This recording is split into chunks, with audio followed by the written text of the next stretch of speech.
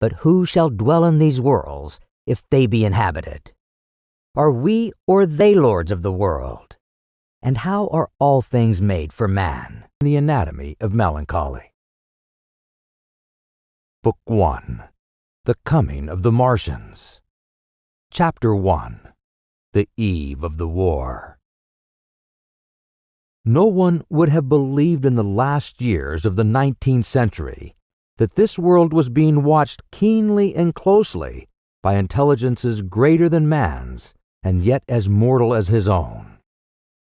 That as men busied themselves about their various concerns, they were scrutinized and studied, perhaps almost as narrowly as a man with a microscope might scrutinize the transient creatures that swarm and multiply in a drop of water.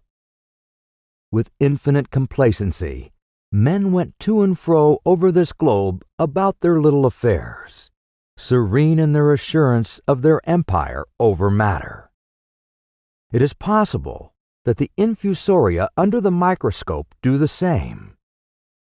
No one gave a thought to the older worlds of space as sources of human danger, or thought of them only to dismiss the idea of life upon them as impossible or improbable. It is curious to recall some of the mental habits of those departed days. At most, terrestrial men fancied there might be other men upon Mars, perhaps inferior to themselves, and ready to welcome a missionary enterprise. Yet across the gulf of space, minds that are to our minds as ours are to those of the beasts that perish. Intellects vast and cool and unsympathetic regarded this earth with envious eyes, and slowly and surely drew their plans against us.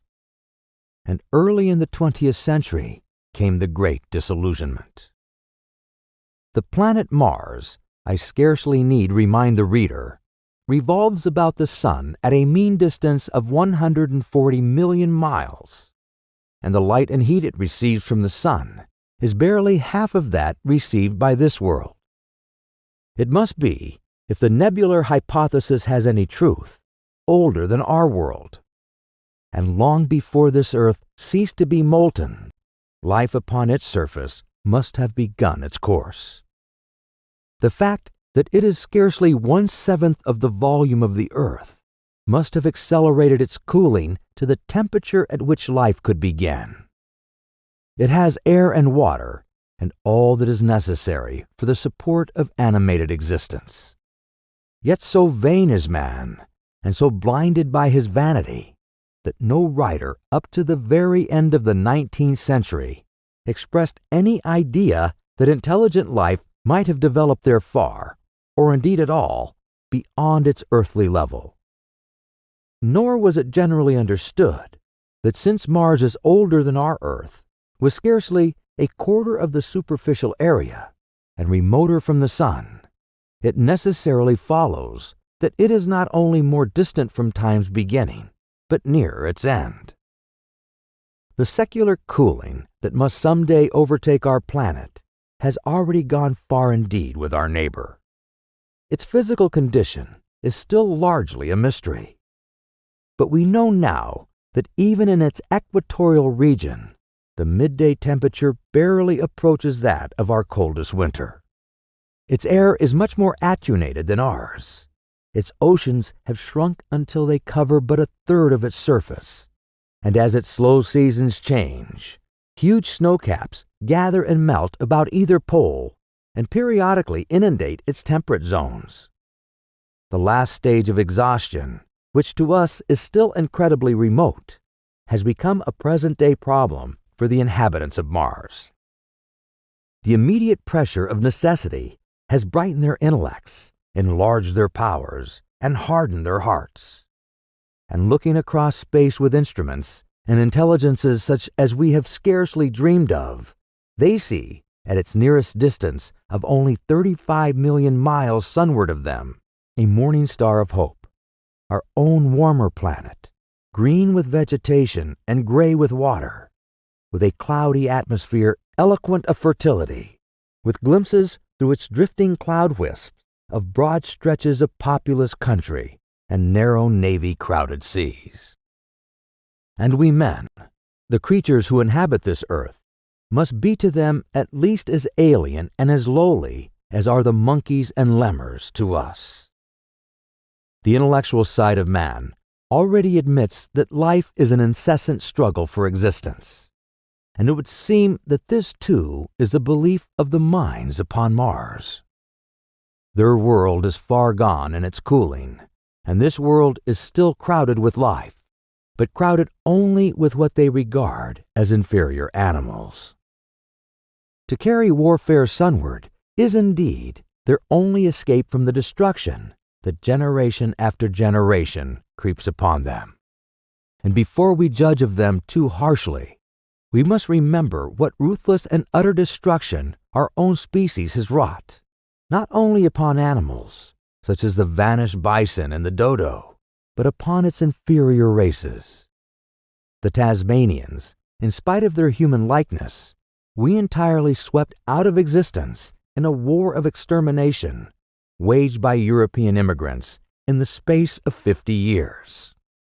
Are we such apostles of mercy as to complain if the Martians warred in the same spirit? The Martians seem to have calculated their descent with amazing subtlety. Their mathematical learning is evidently far in excess of ours, and to have carried out their preparations with a well-nigh perfect unanimity. Had our instruments permitted it, we might have seen the gathering trouble far back in the 19th century. Men like Schiaparelli watched the red planet.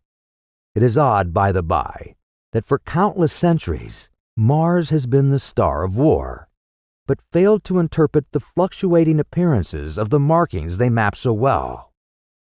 All that time, the Martians must have been getting ready. During the opposition of 1894, a great light was seen on the illuminated part of the disk, first at the Lick Observatory, then by Perrotin of Nice, and then by other observers. English readers heard of it first in the issue of Nature dated August 2nd. I am inclined to think that this blaze may have been the casting of the huge gun in the vast pit sunk into their planet from which their shots were fired at us. Peculiar markings, as yet unexplained, were seen near the site of that outbreak during the next two oppositions. The storm burst upon us 6 years ago now. As Mars approached opposition, Lavelle of Java set the wires of the astronomical exchange palpating with the amazing intelligence of a huge outbreak of incandescent gas upon the planet. It had occurred towards midnight of the 12th, and the spectroscope, to which he had at once resorted, indicated a mass of flaming gas, chiefly hydrogen, moving with an enormous velocity towards this Earth. This jet of fire had become invisible about 12:15. He compared it to a colossal puff of flame suddenly and violently squirted out of the planet as flaming gases rushed out of a gun.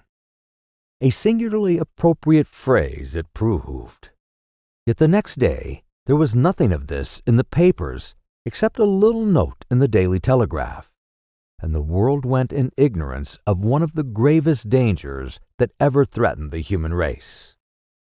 I might not have heard of the eruption at all had I not met Ogilvy, the well-known astronomer at Ottershaw.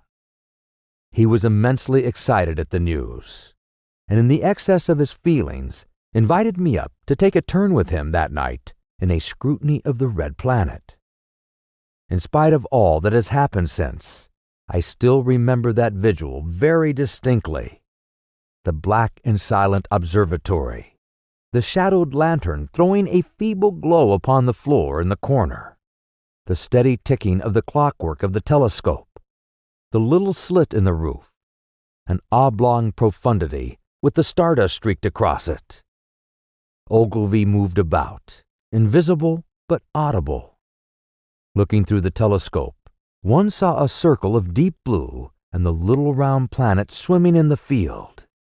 It seemed such a little thing, so bright and small and still, faintly marked with transverse stripes, and slightly flattened from the perfect round.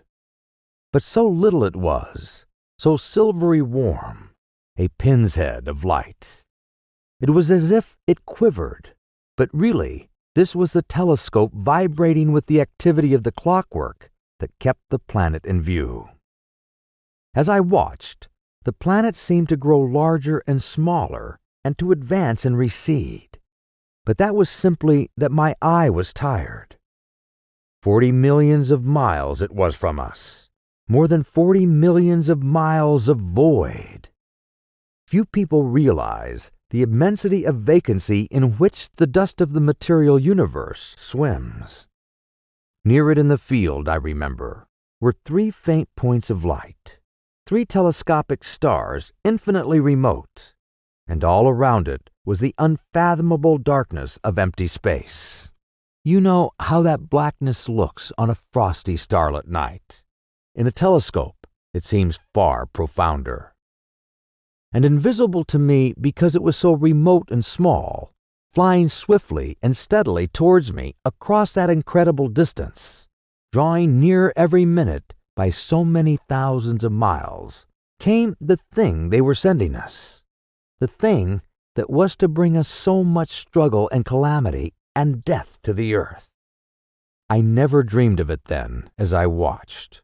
No one on earth dreamed of that unerring missile.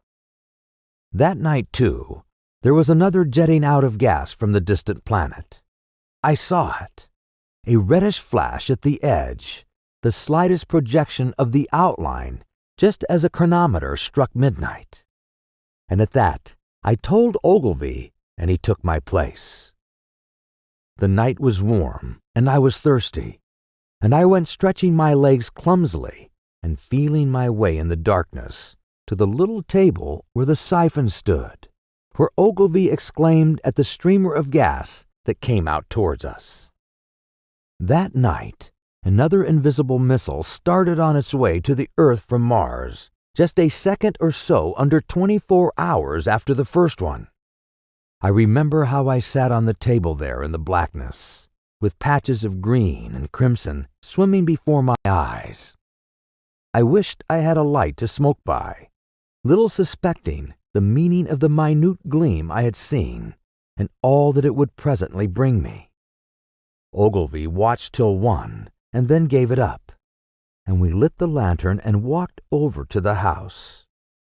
Down below in the darkness were Ottershaw and Chertsey and all their hundreds of people sleeping in peace. He was full of speculation that night about the condition of Mars and scoffed at the vulgar idea of its having inhabitants who were signaling us. His idea was that meteorites might be falling in a heavy shower upon the planet, or that a huge volcanic explosion was in progress. He pointed out to me how unlikely it was that organic evolution had taken the same direction in the 2 adjacent planets. The chances against anything manlike on Mars are 1,000,000 to 1, he said.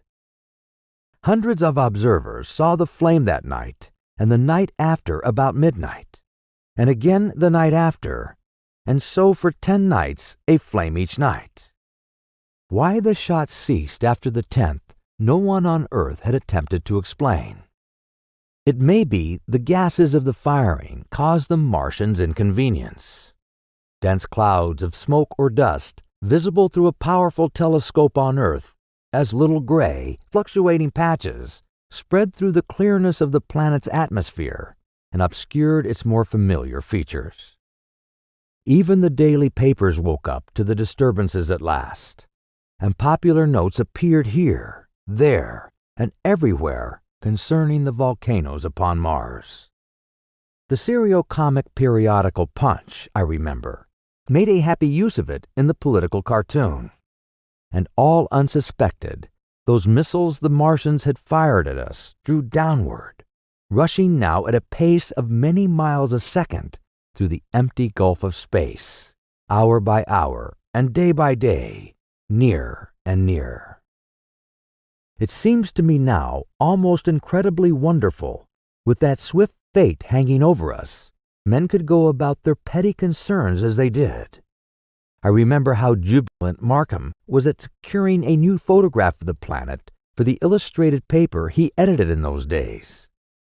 People in these latter times scarcely realize the abundance and enterprise of our 19th century papers.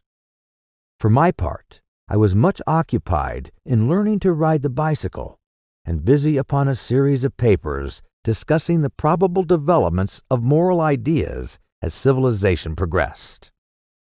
One night, the first missile then could scarcely have been 10 million miles away, I went for a walk with my wife. It was starlight, and I explained the signs of the zodiac to her and pointed out Mars, a bright dot of light creeping zenithward towards which so many telescopes were pointed. It was a warm night. Coming home, a party of excursionists from Chertsey or Isleworth passed us singing and playing music. There were lights in the upper windows of the houses as the people went to bed. From the railway station in the distance came the sound of shunting trains, ringing and rumbling, softened almost into melody by the distance. My wife pointed out to me the brightness of the red, green, and yellow signal lights hanging in a framework against the sky. It seemed so safe and tranquil. Chapter 2. The Falling Star. Then came the night of the first falling star. It was seen early in the morning, rushing over Winchester eastward, a line of flame high in the atmosphere. Hundreds must have seen it and taken it for an ordinary falling star. Albin described it as leaving a greenish streak behind it that glowed for some seconds. Denning, our greatest authority on meteorites, stated that the height of its first appearance was about 90 or 100 miles. It seemed to him that it fell to Earth about 100 miles east of him. I was at home at that hour and writing in my study, and although my French windows faced towards Ottershaw and the blind was up, for I loved in those days to look up at the night sky, I saw nothing of it. Yet the strangest of all things that ever came to Earth from outer space must have fallen while I was sitting there, visible to me had I only looked up as it passed. Some of those who saw its flight say it traveled with a hissing sound. I myself heard nothing of that. Many people in Berkshire, Surrey, and Middlesex must have seen the fall of it, and at most have thought that another meteorite had descended. No one seems to have troubled to look for the falling mass that night. But very early in the morning, poor Ogilvy, who had seen the shooting star, and who was persuaded that a meteorite lay somewhere on the common between Horsell, Ottershaw, and Woking, rose early with the idea of finding it. Find it he did, soon after dawn, and not far from the sandpits. An enormous hole had been made by the impact of the projectile, and the sand and gravel had been flung violently in every direction over the heath, forming heaps visible a mile and a half away. The heather was on fire eastward, and a thin blue smoke rose against the dawn. The thing itself lay almost entirely buried in sand. Amidst the scattered splinters of a fir tree, it had shivered to fragments in its descent. The uncovered part had the appearance of a huge cylinder, caked over, and its outline softened by a thick, scaly, dun-colored incrustation. It had a diameter of about 30 yards. He approached the mass, surprised at the size, and more so at the shape, since most meteorites are rounded more or less completely. It was, however, still so hot from its flight through the air as to forbid his near approach. A stirring noise within its cylinder he ascribed to the unequal cooling of its surface, for at the time it not had occurred to him that it might be hollow. He remained standing at the edge of the pit that the thing had made for itself, staring at its strange appearance, astonished chiefly at its unusual shape and color, and dimly perceiving, even then, some evidence of design in its arrival. The early morning was wonderfully still, and the sun, just clearing the pine trees towards Weybridge, was already warm. He did not remember hearing any birds that morning. There was certainly no breeze stirring, and the only sounds were the faint movements from within the cindery cylinder. He was all alone on the common. Then suddenly he noticed with a start that some of the gray clinker, the ashy incrustation that covered the meteorite, was falling off the circular edge of the end. It was dropping off in flakes and raining down upon the sand. A large piece suddenly came off and fell with a sharp noise that brought his heart into his mouth. For a minute he scarcely realized what this meant, and although the heat was excessive, he clambered down into the pit close to the bulk to see the thing more clearly. He fancied even then that the cooling of the body might account for this, but what disturbed that idea was the fact that the ash was falling only from the end of the cylinder. And then he perceived that, very slowly, the circular top of the cylinder was rotating on its body. It was such a gradual movement that he discovered it only through noticing that a black mark that had been near him 5 minutes ago was now at the other side of the circumference. Even then, he scarcely understood what this indicated, until he heard a muffled grating sound and saw the black mark jerk forward an inch or so. Then the thing came upon him in a flash. The cylinder was artificial, hollow, with an end that screwed out. Something within the cylinder was unscrewing the top. "Good heavens," said Ogilvy. "There's a man in it, men in it, half roasted to death, trying to escape." At once, with a quick mental leap, he linked the thing with the flash upon Mars. The thought of the confined creature was so dreadful to him that he forgot the heat and went forward to the cylinder to help turn. But luckily, the dull radiation arrested him before he could burn his hands on the still glowing metal. At that, he stood irresolute for a moment, then turned, scrambled out of the pit, and set off running wildly into walking. The time then must have been somewhere about 6 o'clock. He met a wagoner and tried to make him understand, but the tale he told and his appearance were so wild, his hat had fallen off in the pit, that the man simply drove on. He was equally unsuccessful with the potman, who was just unlocking the doors of the public house by Horsell Bridge. The fellow thought he was a lunatic at large and made an unsuccessful attempt to shut him into the tap room. That sobered him a little, and when he saw Henderson, the London journalist, in his garden, he called over the palings and made himself understood. "Henderson," he called, "you saw that shooting star last night." "Well," said Henderson. "It's out on Horsell Common now." "Good Lord," said Henderson, "fallen meteorite, that's good." "But it's something more than a meteorite. It's a cylinder, an artificial cylinder, man, and there's something inside." Henderson stood up with his spade in his hand. "What's that?" he said. He was deaf in one ear. Ogilvy told him all that he had seen. Henderson was a minute or so taking it in. Then he dropped his spade, snatched up his jacket, and came out into the road. The two men hurried back at once to the common and found the cylinder still lying in the same position.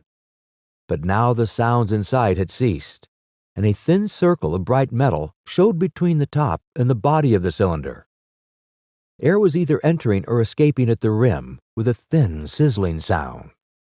They listened, rapped on the scaly burnt metal with a stick, and meeting with no response, they both concluded the man or men inside must be insensible or dead. Of course, the two were quite unable to do anything. They shouted consolation and promises, and went off back to the town again to get help.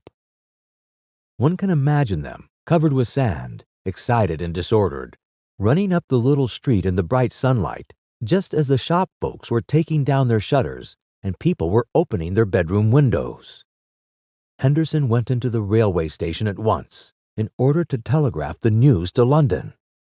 The newspaper articles had prepared men's minds for the reception of the idea.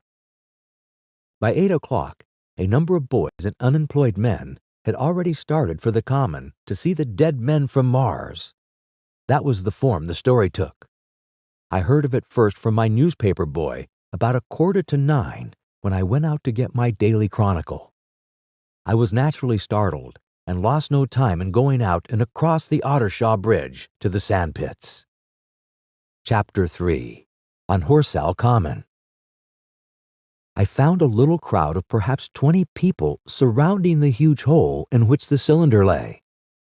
I have already described the appearance of that colossal bulk, embedded in the ground.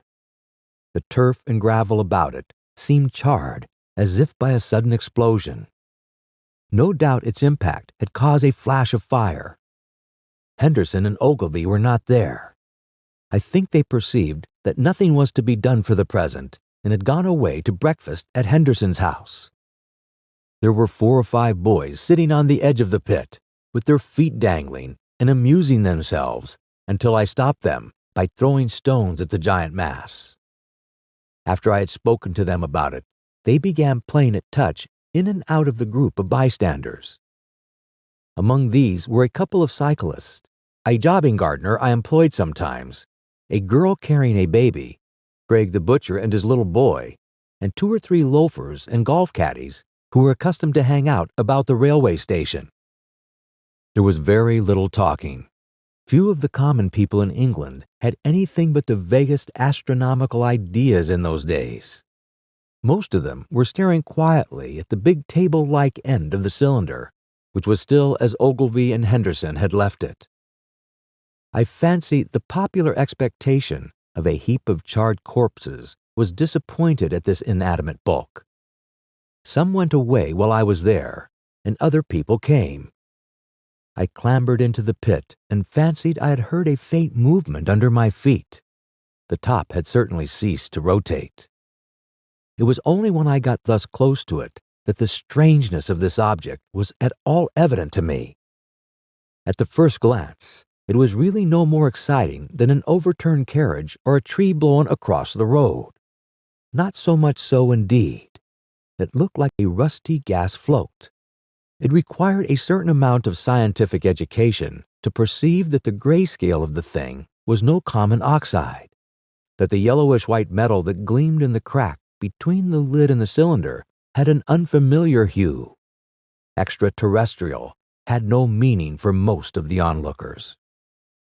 At that time, it was quite clear in my own mind that the thing had come from the planet Mars, but I judged it improbable that it contained any living creature. I thought the unscrewing might be automatic. In spite of Ogilvy, I still believed that there were men in Mars. My mind ran fancifully on the possibilities of it containing manuscript, on the difficulties in translation that might arise, whether we should find coins and models in it, and so forth. Yet it was a little too large for assurance on this idea. I felt an impatience to see it opened. About 11, as nothing seemed happening, I walked back, full of such thought, to my home in Maybury, but I found it difficult to get to work upon my abstract investigations. In the afternoon, the appearance of the common had altered very much. The early editions of the evening newspapers had startled London with enormous headlines. A message received from Mars, remarkable story from Woking, and so forth. In addition, Ogilvy's wire to the Astronomical Exchange had roused every observatory in the 3 kingdoms. There were 6 flies or more from the Woking station standing in the road by the sandpits, a basket chaise from Chobham, and a rather lordly carriage.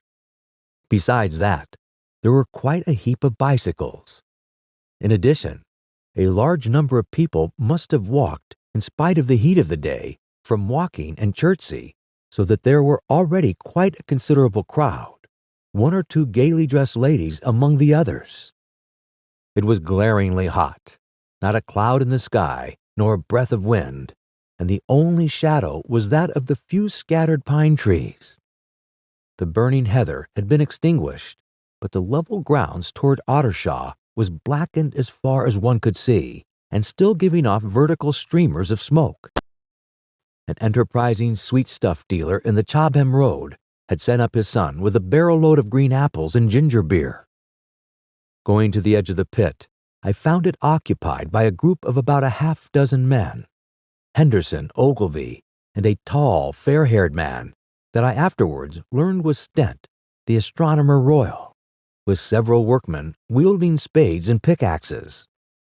Stent was giving directions in a clear, high-pitched voice.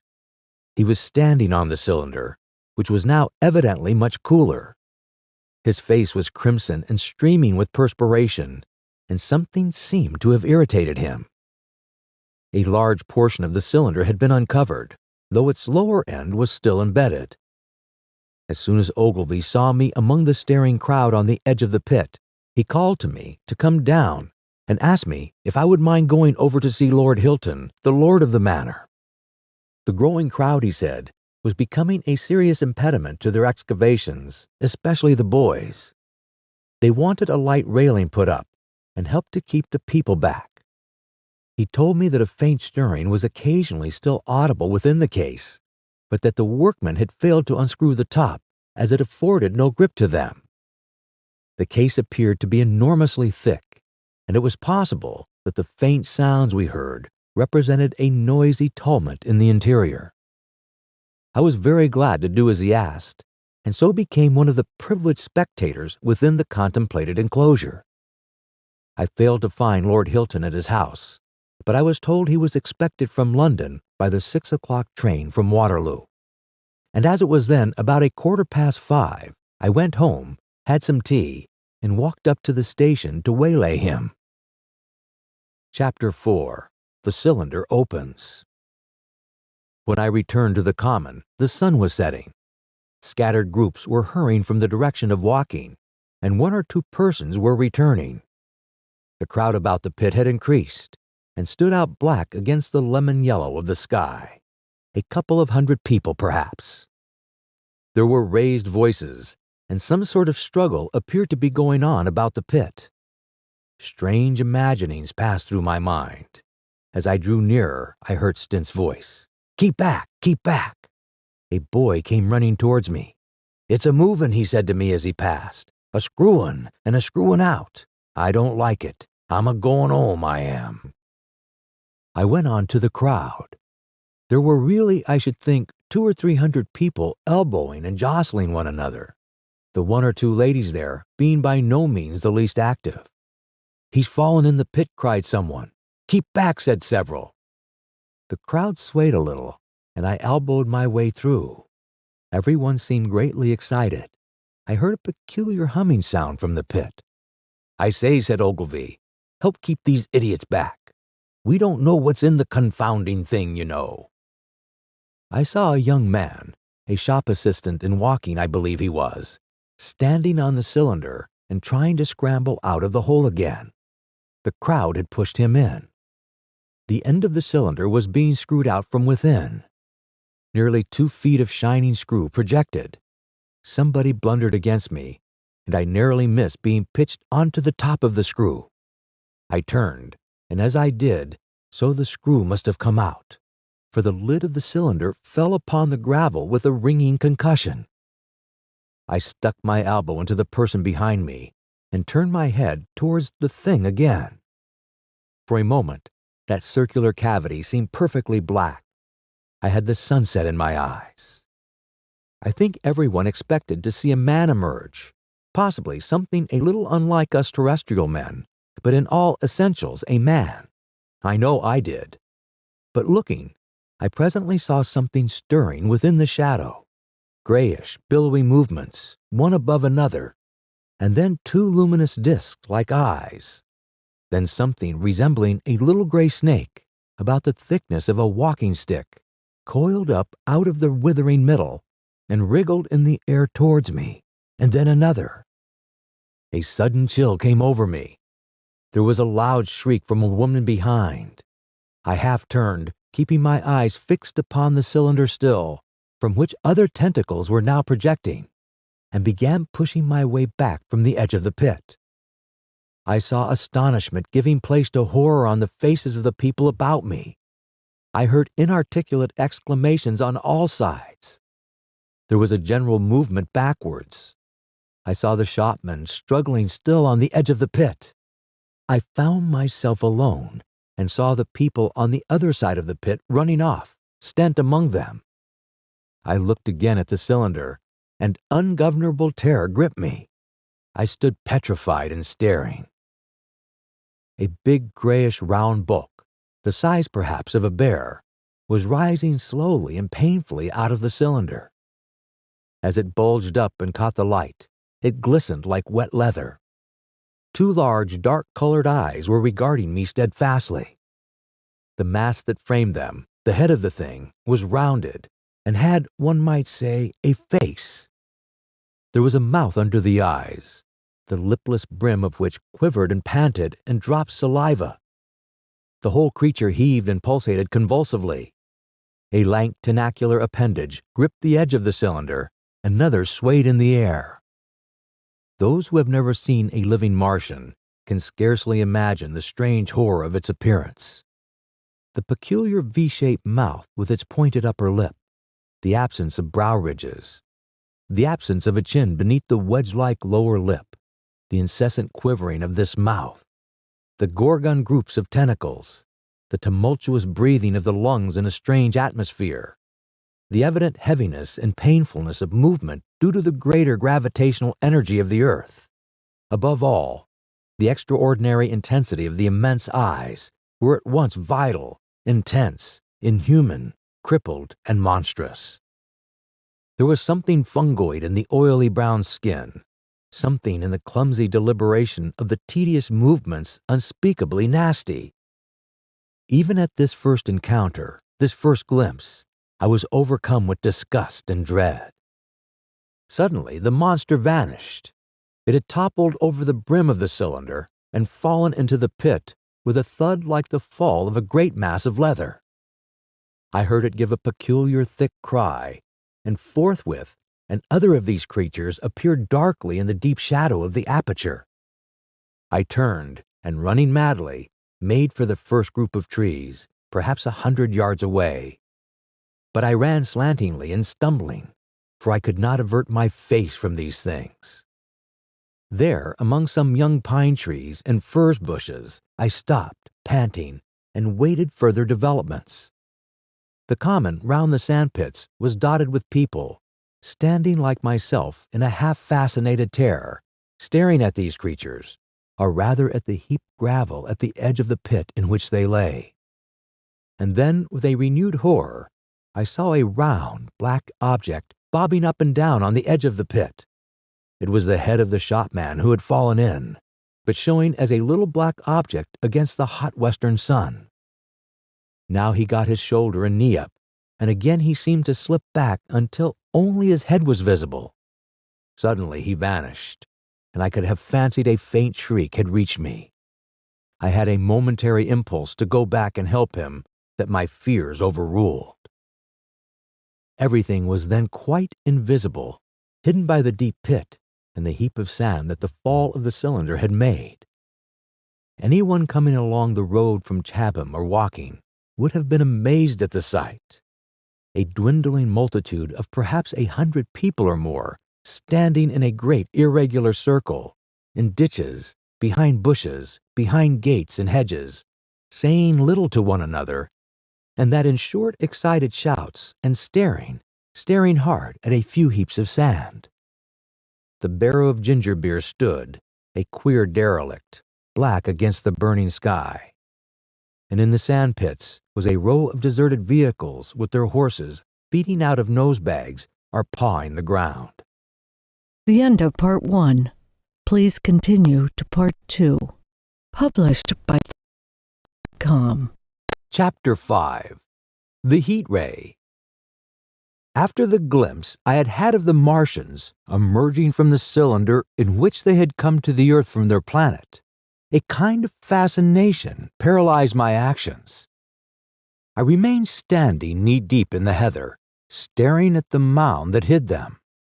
I was a battleground of fear and curiosity. I did not dare go back towards the pit, but I felt a passionate longing to peer into it. I began walking, therefore, in a big curve, seeking some point of vantage and continually looking at the sand heaps that hid these newcomers to our earth.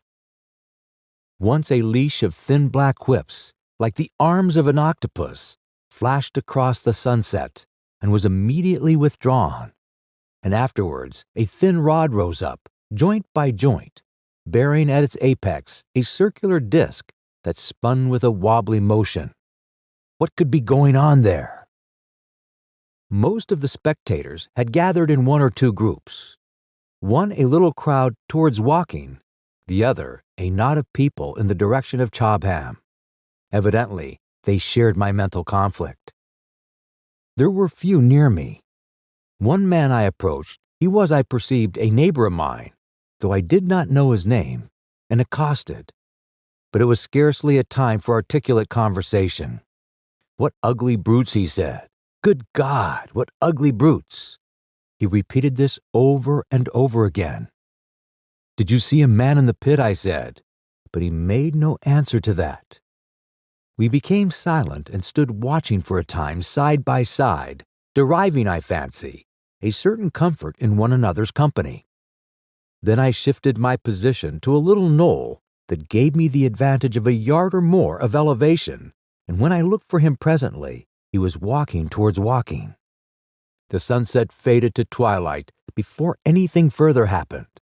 The crowd far away on the left, towards walking, seemed to grow, and I heard now a faint murmur from it. The little knot of people towards Chobham dispersed. There was scarcely an intimation of movement from the pit. It was this, as much as anything, that gave people courage, and I suppose the new arrivals from walking also helped to restore confidence. At any rate, as the dusk came on a slow, intermittent movement upon the sandpits, began a movement that seemed to gather force as the stillness of the evening about the cylinder remained unbroken.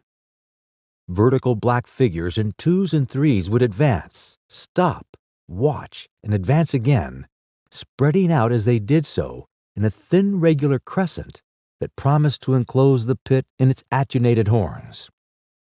I too, on my side, began to move towards the pit. Then I saw some cabmen and others had walked boldly into the sandpits, and heard the clatter of hoofs and the grind of wheels. I saw a lad truttling off the barrel of apples, and then within 30 yards of the pit, advancing from the direction of Horsell, I noted a little black knot of men, the foremost of whom was waving a white flag. This was the deputation. There had been a hasty consultation, and since the Martians were evidently, in spite of their repulsive forms, intelligent creatures, it had been resolved to show them, by approaching them with signals, that we too were intelligent. Flutter, flutter went the flag, first to the right, then to the left.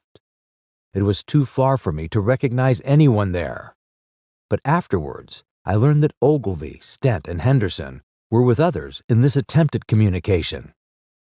This little group had in its advance dragged inward, so to speak, the circumference of the now almost complete circle of people, and a number of dim black figures followed it at discreet distances. Suddenly, there was a flash of light, and a quantity of luminous greenish smoke came out of the pit in 3 distinct puffs, which drove up, one after the other, straight into the still air.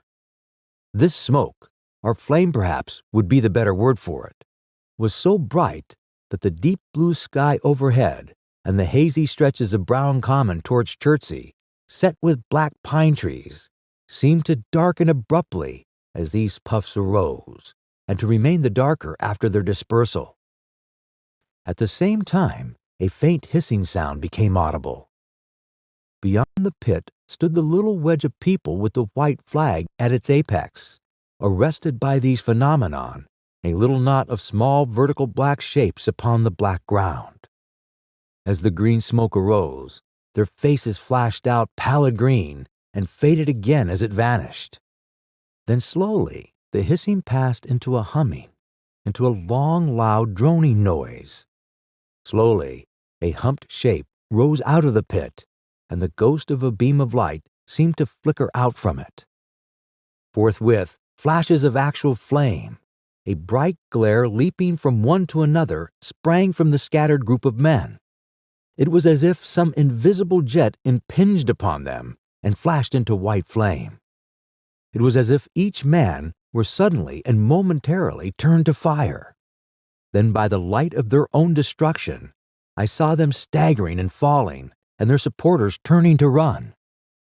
I stood staring, not as yet realizing that this was death leaping from man to man in that little distant crowd. All I felt was that it was something very strange, an almost noiseless and blinding flash of light, and a man fell headlong and lay still. And as the unseen shaft of heat passed over them, pine trees burst into fire, and every dry furze bush became with one dull thud a mass of flames. And far away towards Knapp Hill, I saw the flashes of trees and hedges and wooden buildings suddenly set alight.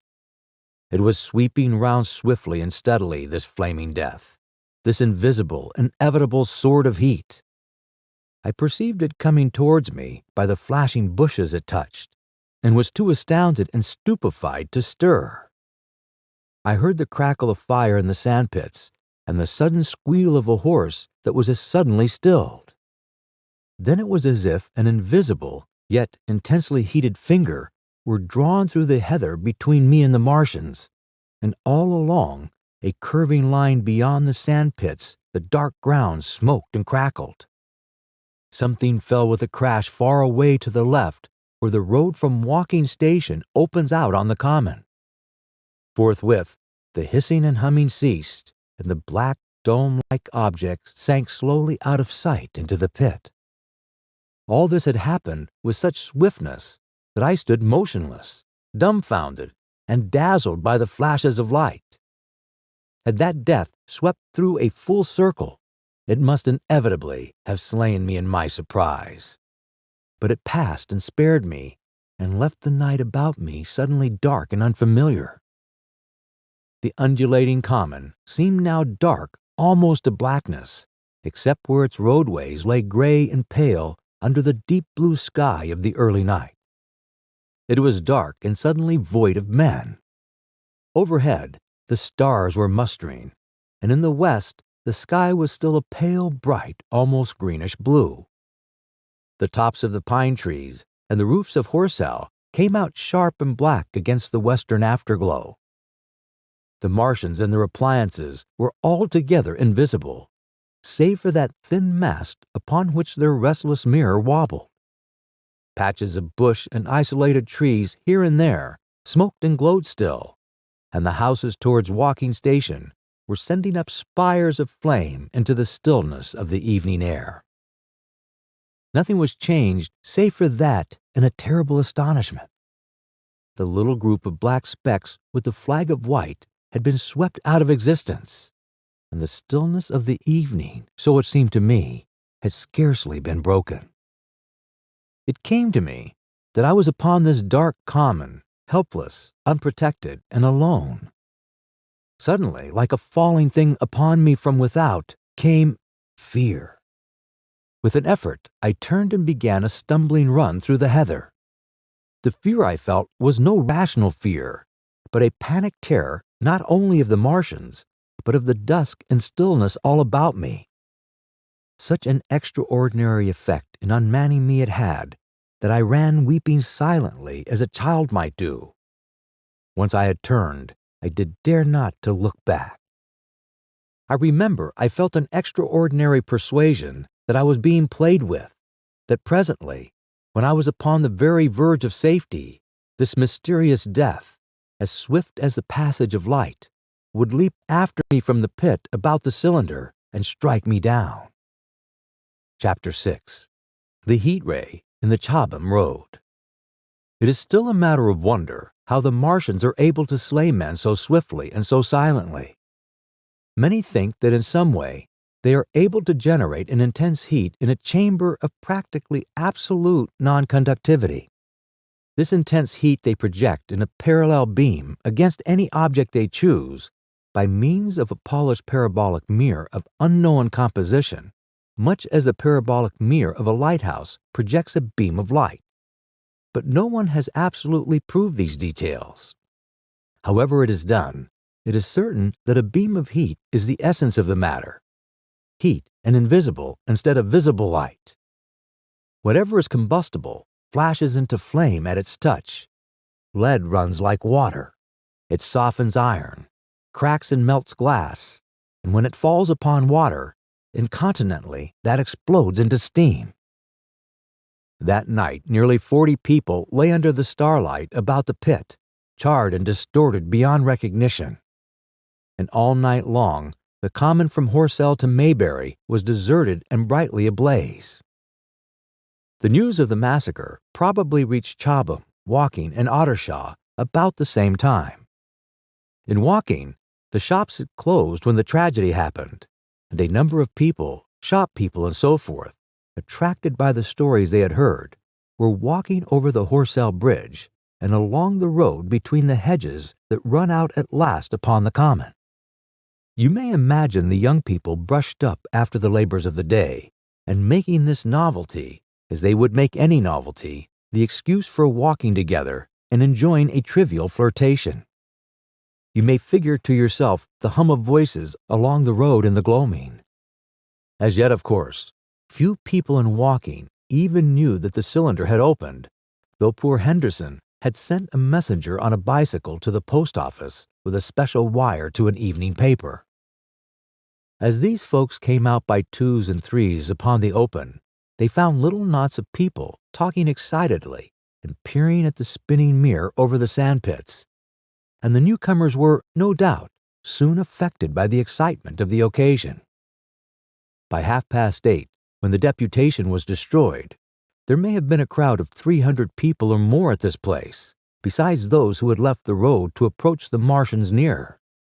There were 3 policemen, too, one of whom was mounted, doing their best, under instructions from Stent, to keep the people back and deter them from approaching the cylinder. There was some booing from those more thoughtless and excitable souls to whom a crowd is always an occasion for noise and horseplay. Stent and Ogilvy, anticipating some possibilities of a collision, had telegraphed from Horsell to the barracks as soon as the Martians emerged, for the help of a company of soldiers to protect these strange creatures from violence. After that, they returned to lead that ill-fated advance. The description of their death, as it was seen by the crowd, tallies very closely with my own impressions. The 3 puffs of green smoke, the deep humming note, and the flashes of fire. But that crowd of people had a far narrower escape than mine. Only the fact that a hummock of heathery sand intercepted the lower part of the heat ray saved them. Had the elevation of the parabolic mirror been a few yards higher, none could have lived to tell the tale. They saw the flashes and the men falling, and an invisible hand, as it were, lit the bushes as it hurried towards them through the twilight. Then, with a whistling note that arose above the droning of the pit, the beam swung close over their heads, lighting the tops of the beech trees that lined the road, and splitting the bricks, smashing the windows, firing the window frames, and bringing down in crumbling ruin a portion of the gable of the house nearest the corner. In the sudden thud, hiss, and glare of the igniting trees, the panic-stricken crowd seems to have swayed hesitatingly for some moments. Sparks and burning twigs began to fall into the road, and single leaves like puffs of flames. Hats and dresses caught fire. Then came a crying from the common. There were shrieks and shouts, and suddenly a mounted policeman came galloping through the confusion with his hands clasped over his head, screaming. "They're coming," a woman shrieked, and incontinently everyone was turning and pushing at those behind, in order to clear their way to Woking again. They must have bolted as blindly as a flock of sheep. Where the road grows narrow and black between the high banks, the crowd jammed, and a desperate struggle occurred. All that crowd did not escape. 3 persons at least, 2 women and a little boy, were crushed and trampled there, and left to die amid the terrors and the darkness. Chapter 7. How I Reached Home. For my own part, I remember nothing of my flight except the stress of blundering against trees and stumbling through the heather.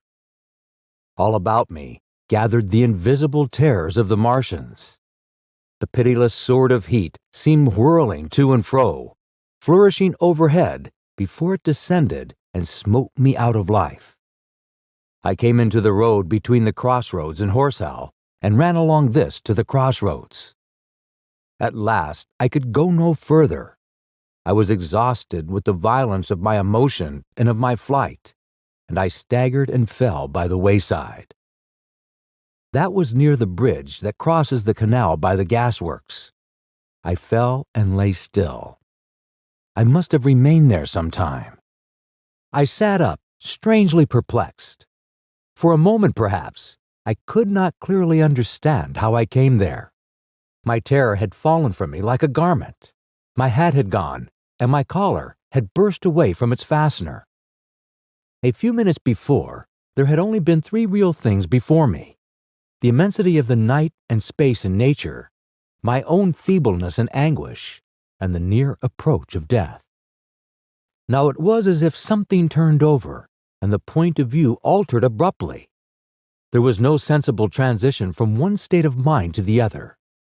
I was immediately the self of every day again, a decent, ordinary citizen. The silent common, the impulse of my flight, the starting flames, were as if they had been in a dream. I asked myself, had these latter things indeed happened? I could not credit it. I rose and walked unsteadily up the steep incline of the bridge.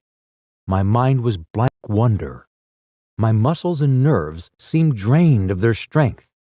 I dare say I staggered drunkenly. A head rose over the arch, and the figure of a workman carrying a basket appeared. Beside him ran a little boy. He passed me, wishing me good night. I was minded to speak to him, but did not.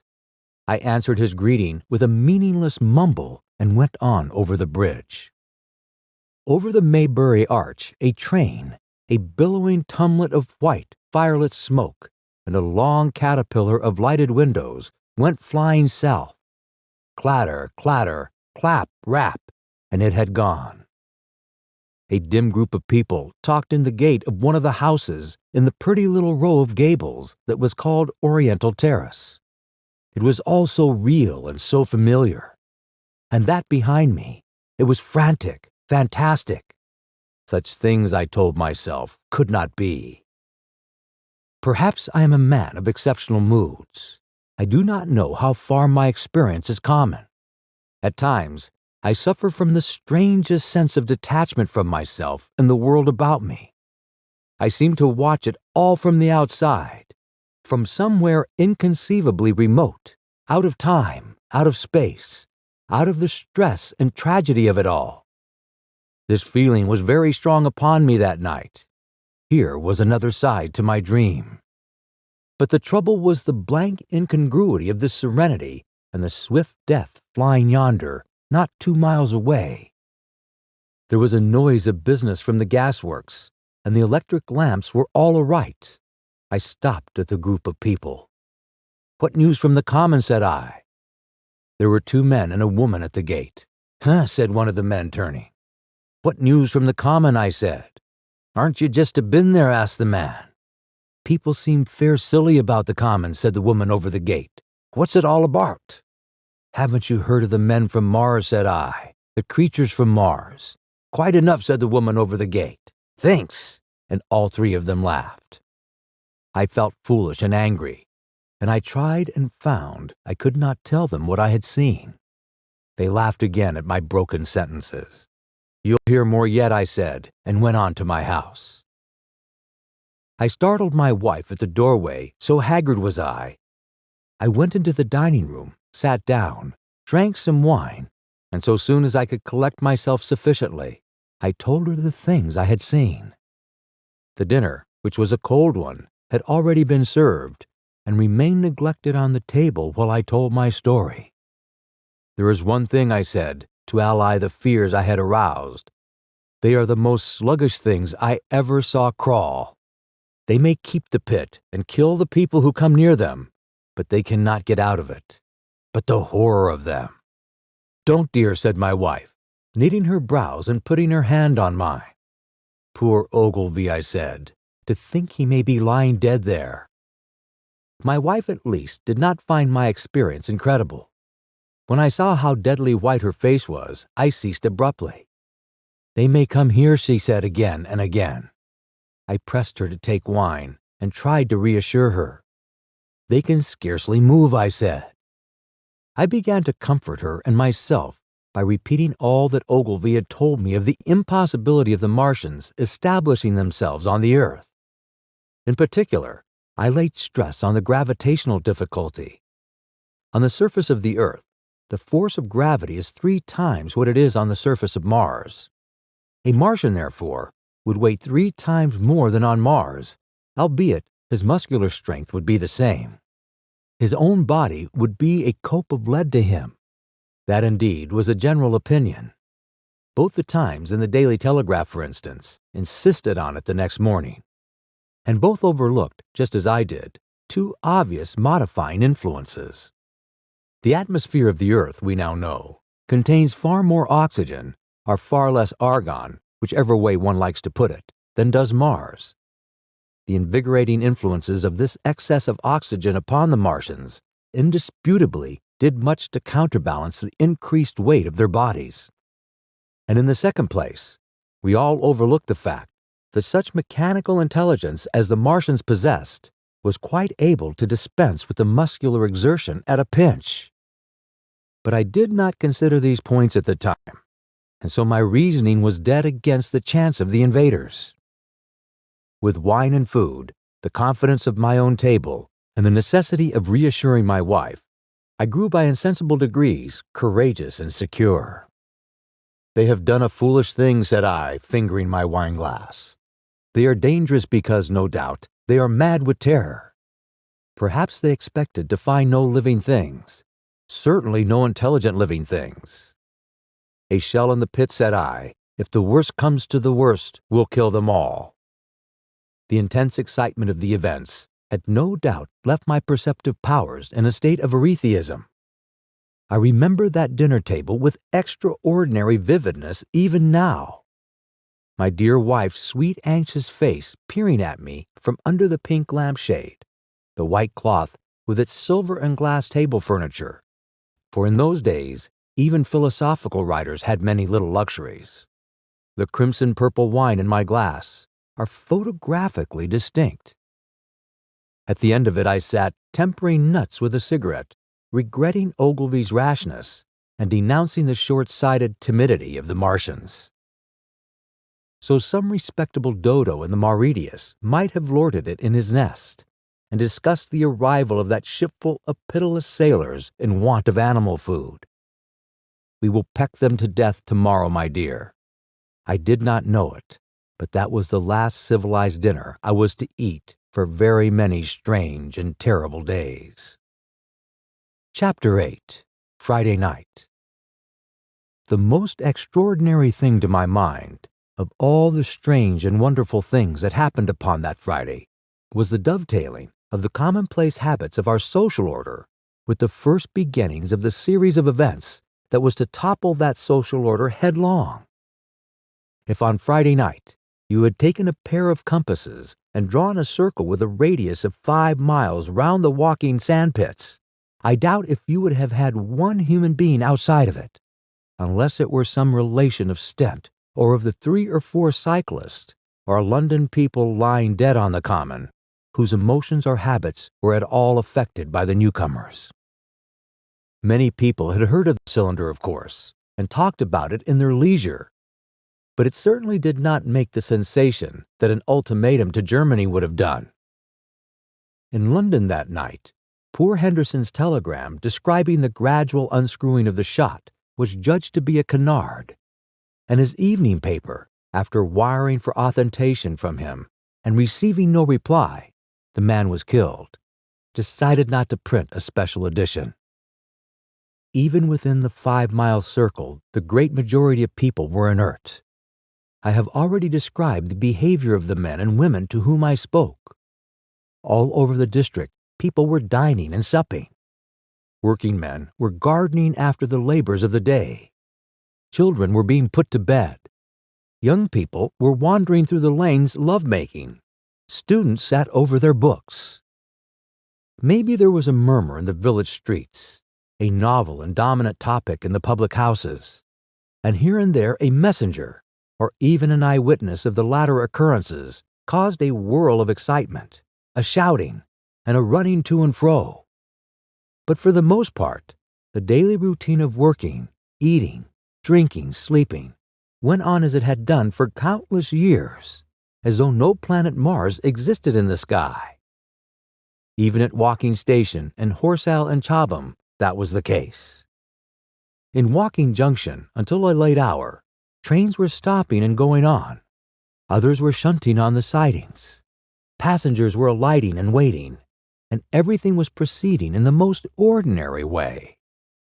A boy from the town, trenching on Smith's Monopoly, was selling papers with the afternoon's news.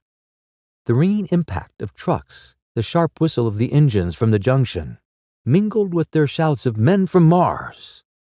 Excited men came into the station about 9 o'clock with incredible tidings, and caused no more disturbance than drunkards might have done. People rattling Londonwards peered into the darkness outside the carriage windows and saw only a rare, flickering, vanishing spark dance up from the direction of Horsell.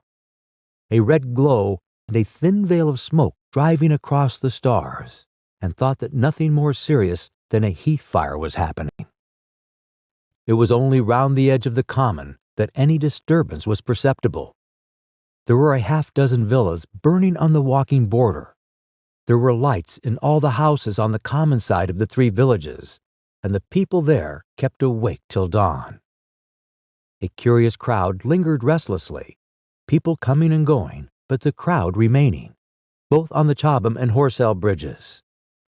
One of the two adventurous souls, it was afterwards found, went into the darkness and crawled quite near the Martians, but they never returned, for now and again a light ray, like a beam of the warship's searchlight, swept the common, and the heat ray was ready to follow. Save for such, that big area of common was silent and desolate, and the charred bodies lay about on it all night under the stars and all the next day. A noise of hammering from the pit was heard by many people. So you have the state of things on Friday night. In the center, sticking into the skin of our old planet Earth like a poison dart, was this cylinder, but the poison was scarcely working yet. Around it was a patch of silent common, smoldering in places, and with a few dark, dimly seen objects lying in contorted attitudes here and there. Here and there was a burning bush or tree. Beyond was a fringe of excitement, and farther than that fringe, the inflammation had not crept as yet. In the rest of the world, the stream of life still flowed as it had flowed for immemorial years. The fever of war that would presently clog vein and artery, deaden nerve and destroy brain, had still to develop. All night long, the Martians were hammering and stirring, sleepless, indefatigable, at work upon the machines they were making ready, and ever and again a puff of greenish-white smoke whirled up to the starlit sky. About 11, a company of soldiers came through Horsell and deployed along the edge of the common to form a cordon. Later, a second company marched through Chobham to deploy on the north side of the common. Several officers from the Inkerman barracks had been on the common earlier in the day, and one Major Eden was reported to be missing. The colonel of the regiment came to the Chobham Bridge and was busy questioning the crowd at midnight. The military authorities were certainly alive to the seriousness of the business. About 11, the next morning's papers were about to say a squadron of hussars, 2 Maxims, and about 400 men of the Cardigan Regiment started from Aldershot. A few seconds after midnight, the crowd in the Chertsey Road, walking, saw a star fall from heaven into the pine woods to the northwest. It had a greenish color and caused a silent brightness like summer lighting. This was the second cylinder. Chapter 9. The Fighting Begins. Saturday lives in my memory as a day of suspense. It was a day of lassitude, too, hot and close, with, I am told, a rapidly fluctuating barometer. I had slept but little, though my wife had succeeded in sleeping, and I rose early. I went into my garden before breakfast and stood listening, but towards the common there was nothing stirring but a lark. The milkman came as usual. I heard the rattle of his chariot, and I went round to the side gate to ask the latest news. He told me that during the night the Martians had been surrounded by troops and that guns were expected. Then a familiar reassuring note. I heard a train running towards Woking. They aren't to be killed, said the milkman, if that can possibly be avoided. I saw my neighbor gardening, chatted with him for a time, and then strolled into breakfast. It was a most unexceptional morning.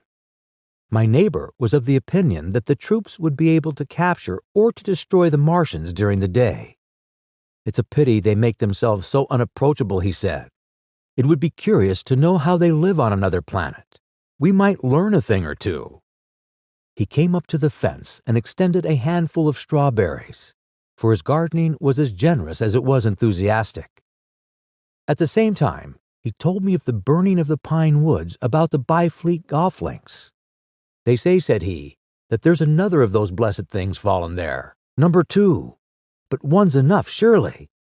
That'll cost the insurance people a pretty penny before everything's settled. He laughed with an air of the greatest good humor as he said this. The woods, he said, were still burning, and pointed out a haze of smoke to me. They will be hot underfoot for days, on account of the thick soil of pine needles and turf, he said, and then grew serious over poor Ogilvy. After breakfast, instead of working, I decided to walk down towards the common. Under the railway bridge, I found a group of soldiers, sappers, I think, men in small round caps, dirty red jackets unbuttoned, and showing their blue shirts, dark trousers, and boots coming to the calf. They told me no one was allowed over the canal, and looking along the road towards the bridge, I saw one of the cardigan men standing sentinel there. I talked with these soldiers for a time. I told them of my sight of the Martians on the previous evening. None of them had seen the Martians, and they had but the vaguest ideas of them, so they plied me with questions. They said that they did not know who had authorized the movements of the troops. Their idea was that a dispute had arisen in the Horse Guards. The ordinary sapper is a great deal better educated than the common soldier, and they discussed the peculiar conditions of the possible fight with some acuteness. I described the heat ray to them, and they began to argue among themselves. Crawl up under cover and rush 'em, say I, said one. Get out, said another. What's cover against this 'ere heat? Sticks to cook you. What we got to do is to go as near as the ground'll let us, and then drive a trench. Blow your trenches. You always want trenches. You ought to have been born a rabbit, Snippy. Ain't they got any necks then, said a third abruptly, a little contemplative, dark man smoking a pipe. I repeated my description. Octopuses, said he. That's what I calls 'em. Talk about fishers of men. Fighters of fish it is this time. It ain't no murder-killings beasts like that, said the first speaker. Why not shell the darn things straight off and finish 'em, said the little dark man. You can tell what they might do. Where's your shell, said the first speaker. There ain't no time. Do it in a rush, that's my tip, and do it all at once. So they discussed it, and after a while I left them and went on to the railway station to get as many morning papers as I could. But I will not weary the reader with a description of that long morning and of the longer afternoon. I did not succeed in getting a glimpse of the common, for even Horsell and Chatham church towers were in the hands of the military authorities. The soldiers I addressed didn't know anything. The officers were mysterious as well as busy. I found the people in the town quite secure again in the presence of the military, and I heard for the first time from Marshall, the tobacconist, that his son was among the dead on the common.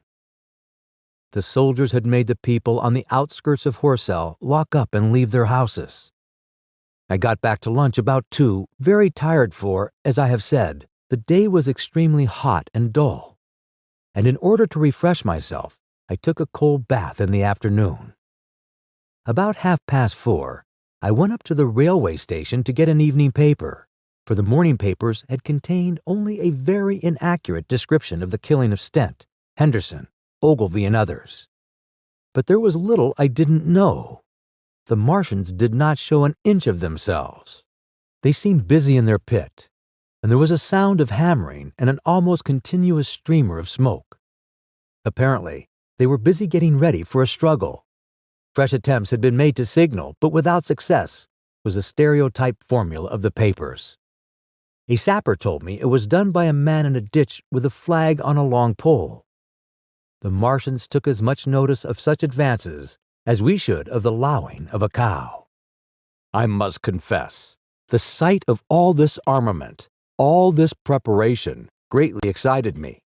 My imagination became belligerent and defeated the invaders in a dozen striking ways.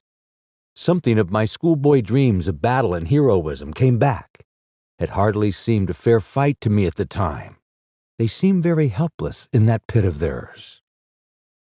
About 3 o'clock, there began the thud of a gun at measured intervals from Chertsey or Addlestone. I learned that the smoldering pine wood into which the second cylinder had fallen was being shelled in the hope of destroying that object before it opened. It was only about 5, however, that a field gun reached Chobham for use against the first body of Martians. About 6 in the evening, as I sat at tea with my wife in the summer house, talking vigorously about the battle that was lowering upon us, I heard a muffled detonation from the common, and immediately after, a gust of firing. Close on the heels of that came a violent rattling crash close to us that shook the ground. And starting out upon the lawn, I saw the tops of the trees about the Oriental College burst into smoky red flame, and the tower of the little church beside it slide down into ruin. The pinnacle of the mosque had vanished, and the roofline of the college itself looked as if a 100-ton gun had been at work upon it. One of our chimneys cracked as if shot had hit it, flew, and a piece of it came chattering down the tiles and made a heap of broken red fragments upon the flower bed of my study window. I and my wife stood amazed. Then I realized that the crest of Mayberry Hill must be within range of the Martian's heat ray now that the college was cleared out of the way. At that I gripped my wife's arm and without ceremony ran her out into the road. Then I fetched out the servant, telling her I would go upstairs myself for the box she was clamoring for. "We can't possibly stay here," I said, and as I spoke, the firing reopened for a moment upon the common. "But where are we to go?" said my wife in terror. I thought, perplexed. Then I remembered her cousins at Leatherhead. "Leatherhead!" I shouted above the sudden noise. She looked away from me downhill. The people were coming out of their houses astonished. "How are we to get to Leatherhead?" she said. Down the hill I saw a bevy of hussars ride under the railway bridge. 3 galloped through the open gates of the Oriental College. 2 others dismounted and began running from house to house. The sun, shining through the smoke that drove up from the top of the trees, seemed blood red, and threw an unfamiliar lurid light upon everything. "Stop here," said I. "You are safe here." And I started off at once for the Spotted Dog, for I knew the landlord had a horse and dog cart. I ran, for I perceived that in a moment everyone upon this side of the hill would be moving. I found him in his bar, quite unaware of what was going on behind his house. A man stood with his back to me, talking to him. "I must have £1," said the landlord, "and I've no one to drive it." "I'll give you 2, said I, over the stranger's shoulder. "What for?" "And I'll bring it back by midnight," I said. "Lord," said the landlord, "what's the hurry? I'm selling my bit of a pig. £2 and you bring it back. What's going on now?" I explained hastily that I had to leave my home, and so secured the dog cart. At the time, it did not seem to me nearly so urgent that the landlord should leave his. I took care to have the cart there and then, drove it off down the road, and leaving it in charge of my wife and servant, rushed into my house and packed a few valuables, such plate as we had, and so forth. The beech trees below the house were burning while I did this, and the palings up the road glowed red. While I was occupied in this way, one of the dismounted hussars came running up. He was going from house to house, warning people to leave. He was going on as I came out my front door, lugging my treasures done up in a tablecloth. I shouted after him, What's news?" He turned, stared, bawled out something about crawling out in a thing like a dish cover, and ran to the gate of the house at the crest. A sudden whirl of black smoke driving across the road hid him for a moment. I ran to my neighbor's door and rapped to satisfy myself of what I already knew, that his wife had gone to London with him and had locked up their house.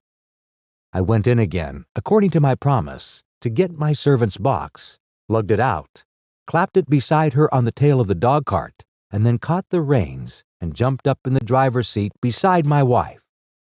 In another moment, we were clear of the smoke and noise and spanking down the opposite slope of Mayberry Hill towards Old Walking.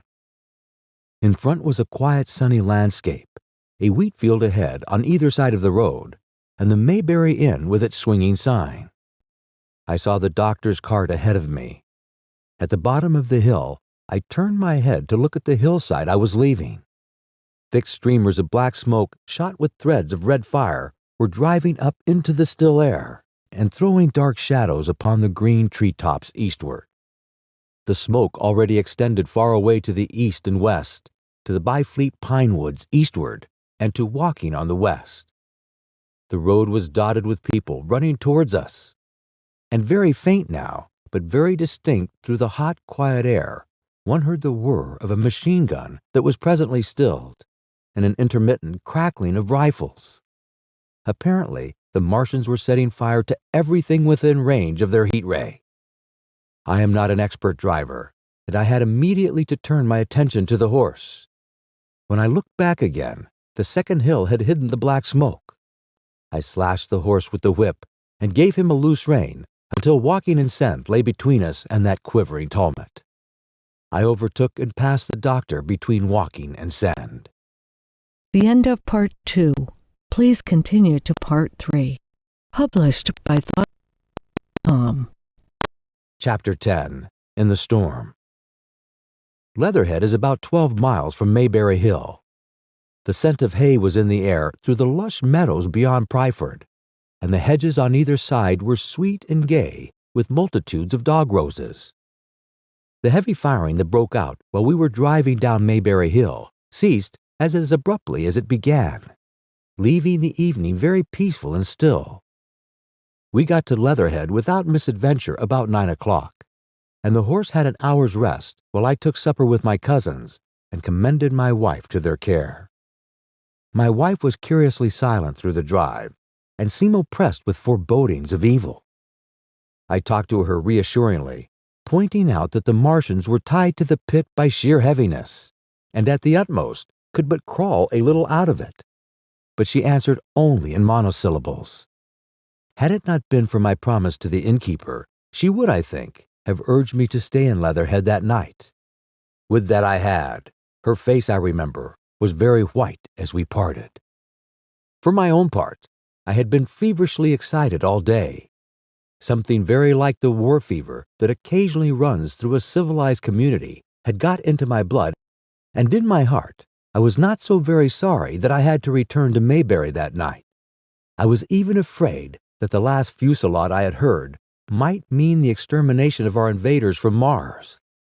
I can best express my state of mind by saying that I wanted to be in at the death. It was nearly 11 when I started to return. The night was unexpectedly dark. To me, walking out of the lighted passage of my cousin's house, it seemed indeed black, and it was as hot and close as the day. Overhead, the clouds were driving fast, albeit not a breath stirred the shrubs about us. My cousin's man lit both lamps.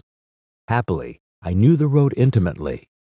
My wife stood in the light of the doorway and watched me until I jumped up into the dog-cart. Then abruptly she turned and went in, leaving my cousins side by side, wishing me good hap.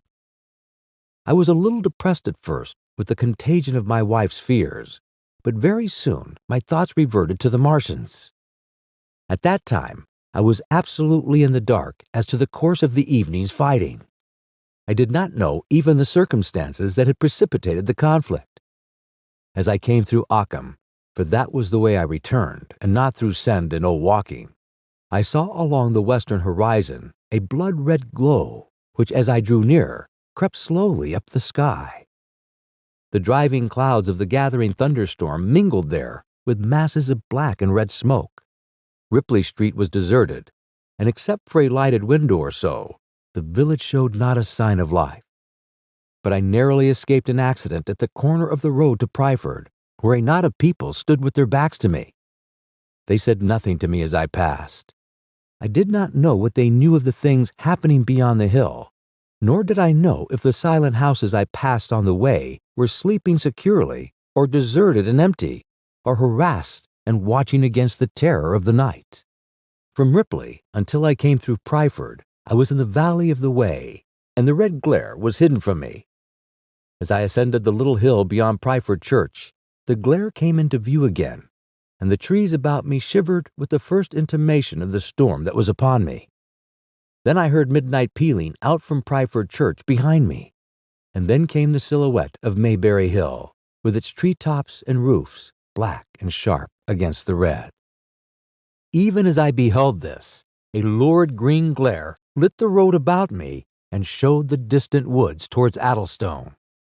I felt a tug at the reins. I saw that the driving clouds had been pierced, as it were, by a thread of green fire, suddenly lighting their confusion and falling into the field to my left. It was the third falling star. Close on its apparition, and blindingly violet by contrast, danced out the first lightning of the gathering storm, and the thunder burst like a rocket overhead. The horse took the bait between his teeth and bolted. A moderate incline runs toward the foot of Mayberry Hill, and down this we clattered. Once the lightning had begun, it went on in as rapid a succession of flashes as I have ever seen. The thunderclaps, treading one on the heels of another, and with a strange crackling accompaniment, sounded more like the working of a gigantic electric machine than the usual detonating reverberations. The flickering light was blinding and confusing, and a thin hail smote gustily at my face as I drove down the slope. At first, I regarded little but the road before me, and then abruptly my attention was arrested by something that was moving rapidly down the opposite slope of Mayberry Hill. At first I took it for the wet roof of a house, but one flash following another showed it to be in swift rolling movement. It was an elusive vision, a movement of bewildering darkness, and then, in a flash like daylight, the red masses of the orphanage near the crest of the hill, the green tops of the pine trees, and this problematical object came out clear and sharp and bright. And this thing I saw, how can I describe it? A monstrous tripod, higher than many houses, striding over the young pine trees and smashing them aside in its career. A walking engine of glittering metal, striding now across the heather. Articulate ropes of steel dangling from it, and the clattering tumult of its passage mingling with the riot of the thunder. A flash, and it came out vividly, heeling over one way with 2 feet in the air, to vanish and reappear almost instantly as it seemed, with the next flash, 100 yards nearer. Can you imagine a milking stool tilted and bowled violently along the ground? That was the impression those instant flashes gave. But instead of a milking stool, imagine it a great body of machinery on a tripod stand. Then suddenly, the trees in the pine wood ahead of me were parted, as brittle reeds are parted by a man thrusting through them. They were snapped off and driven headlong, and a second huge tripod appeared, rushing as it seemed, headlong towards me, and I was galloping hard to meet it. At the sight of the second monster, my nerve went altogether. Not stopping to look again, I wrenched the horse's head hard round to the right, and in another movement the dog-cart had been heeled over upon the horse. The shaft smashed noisily, and I was flung sideways and fell heavily into the shallow pool of water. I crawled out almost immediately and crouched, my feet still in the water, under a clump of firs. The horse lay motionless. His neck was broken, poor brute, and by the lightning flashes I saw the black bulk of the overturned dog-cart and the silhouette of the wheel still spinning slowly. In another moment, the colossal mechanism went striding by me and passed uphill towards Pryford. Seen near, the thing was incredibly strange, for it was no mere insensate machine driving on its way. Machine it was, with a ringing metallic pace and long, flexible, glittering tentacles, one of which gripped a young pine tree, swinging and rattling about its strange body. It picked its road as it went striding along, and the brazen hood that surmounted it moved to and fro with the inevitable suggestion of a head looking about. Behind the main body was a huge mass of white metal like a gigantic fisherman's basket, and puffs of green smoke squirted out from the joints of the limbs as the monster swept by me, and in an instant it was gone. So much I saw then, all vaguely for the flickering of the lightning and blinding highlights and dense black shadows. As it passed, it set up an exultant, deafening howl that drowned the thunder. Alloo, alloo. In another minute, it was with its companion, half a mile away, stooping over something in the field. I have no doubt this thing in the field was the third of the 10 cylinders they had fired at us from Mars. For some minutes, I lay there in the rain and darkness watching, by the intermittent light, these monstrous beings of metal moving about in the distance over the hedge-tops. A hail was now beginning, and as it came and went, their figures grew misty and then flashed into clearness again. Now and then came a gap in the lightning, and the night swallowed them up. I was soaked with hail above and puddle water below. It was some time before my blank astonishment would let me struggle up the bank to a drier position, or think at all of my imminent peril. Not far from me was a little one-room squatter's hut of wood, surrounded by a patch of potato garden. I struggled to my feet at last, and crouching and making use of every chance of cover, I made a run for this. I hammered at the door, but I could not make the people hear, if there were any people inside. And after a time I desisted, and availing myself of a ditch for the greater part of the day, succeeded in crawling, unobserved by these monstrous machines, into the pine woods towards Mayberry. Under cover of this I pushed on, wet and shivering now, towards my own house. I walked among the trees, trying to find the footpath. It was very dark indeed in the wood, for the lightning was now becoming infrequent, and the hail, which was pouring down in a torrent, fell through columns in the gaps in the heavy foliage. If I had fully realized the meaning of all the things I had seen, I should have immediately worked my way round through Byfleet to Street Cobham, and so gone back to rejoin my wife at Leatherhead. But that night, the strangeness of things about me and my physical wretchedness prevented me, for I was bruised, weary, wet to the skin, deafened and blinded by the storm. I had a vague idea of going on to my own house, and that was as much motive as I had. I staggered through the trees, fell into a ditch and bruised my knees against a plank, and finally splashed out into the lane that ran down from the College Arms. I say splashed, for the storm water was sweeping the sand down the hill in a muddy torrent. There in the darkness, a man blundered into me and sent me reeling back. He gave a cry of terror, sprang sideways, and rushed on before I could gather my wits sufficiently to speak to him. So heavy was the stress of the storm just at this place that I had the hardest task to win my way up the hill. I went up close to the fence on the left and worked my way along its palings. Near the top I stumbled upon something soft, and by a flash of lightning saw between my feet a heap of black broadcloth and a pair of boots. Before I could distinguish clearly how the man lay, the flicker of light had passed. I stood over him, waiting for the next flash. When it came, I saw that he was a sturdy man, cheaply but not shabbily dressed. His head was bent under his body, and he lay crumpled up close to the fence, as though he had been flung violently against it. Overcoming the repugnance natural to one who had never before touched a dead body, I stopped and turned him over to feel for his heart. He was quite dead. Apparently, his neck had been broken. The lightning flashed for a third time, and his face leaped upon me. I sprang to my feet, It was the landlord of the Spotted Dog, whose conveyance I had taken. I stepped over him gingerly and passed on up the hill. I made my way by the police station and the College Arms toward my own house. Nothing was burning on the hillside, though from the common there still came a red glare and a rolling tumult of ruddy smoke beating up against the drenching hail. So far as I could see by the flashes, the houses about me were mostly uninjured. By the College Arms, a dark heap lay in the road. Down the road towards Mayberry Bridge, there were voices and the sound of feet, but I had not the courage to shout or to go to them.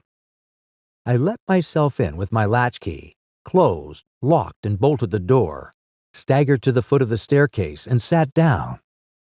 My imagination was full of these striding metallic monsters and of the dead body smashed against the fence. I crouched at the foot of the staircase with my back to the wall, shivering violently. Chapter 11. At the Window. I have already said that my storms of emotion have a trick of exhausting themselves. After a time, I discovered I was cold and wet, and with little pools of water about me on the stair carpet. I got up almost mechanically, went into the dining room and drank some whiskey, and then I was moved to change my clothes. After I had done that, I went upstairs to my study, but why I did so I do not know. The window of my study looks over the trees and the railways towards Horsell Common. In the hurry of our departure, this window had been left open. The passage was dark, and by contrast with the picture the window frame enclosed, the side of the room seemed impenetrably dark. I stopped short in the doorway. The thunderstorm had passed. The towers of the Oriental College and the pine trees about it had gone, and very far away, lit by a vivid red glare, the common about the sandpits was visible. Across the light, huge black shapes, grotesque and strange, moved busily to and fro. It seemed, indeed, as if the whole country in that direction was on fire. A broad hillside set with minute tongues of flame, swaying and withering with gusts of the dying storm, and throwing a red reflection upon the cloud scud above. Every now and then, a haze of smoke from some nearer conflagration drove across the window and hid the Martian shapes. I could not see what they were doing, nor the clear form of them, nor recognize the black objects they were busied upon. Neither could I see the near fire, though the reflections of it danced on the wall and ceiling of the study. A sharp, resinous tang of burning was in the air. I closed the door noiselessly and crept towards the window. As I did so, the view opened out until, on the one hand, it reached to the houses about Walking Station, and on the other to the charred and blackened pine woods of Byfleet. There was a light down below the hill, on the railway, near the arch, and several of the houses along the Mayberry Road and the streets near the station were glowing ruins. The light upon the railway puzzled me at first. There was a black heap in a vivid glare, and to the right of that a row of yellow oblongs. Then I perceived this was a wrecked train, the fore part smashed and on fire, the hinder carriages still upon the rails. Between these three main centers of light, the houses, the train, and the burning county towards Chobham, stretched irregular patches of dark country, broken here and there by intervals of dimly glowing and smoking ground. It was the strangest spectacle, that black expanse set with fire. It reminds me, more than anything else, of the potteries at night. At first I could distinguish no people at all, though I peered intently for them. Later I saw, against the light of Walking Station, a number of black figures hurrying one after the other across the line. And this was the little world in which I had been living securely for years, this fiery chaos.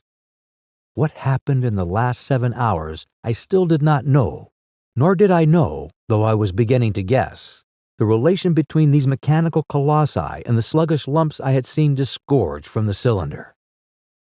With a queer feeling of impersonal interest, I turned my desk chair to the window, sat down, and stared at the blackened country, and particularly at the 3 gigantic black things that were going to and fro in the glare about the sandpits. They seemed amazingly busy. I began to ask myself what they could be. Were they intelligent mechanisms? Such a thing I felt was impossible. Or did a Martian sit within each, ruling, directing, using, much as a man's brain sits and rules in his body? I began to compare the things to human machines, to ask myself for the first time in my life how an ironclad or a steam engine would seem to an intelligent lower animal. The storm had left the clear sky, and over the smoke of the burning land, the little fading pinpoint of Mars was dropping into the west, when a soldier came into my garden. I heard a slight scraping at the fence, and rousing myself from the lethargy that had fallen upon me, I looked down and saw him dimly clambering over the palings.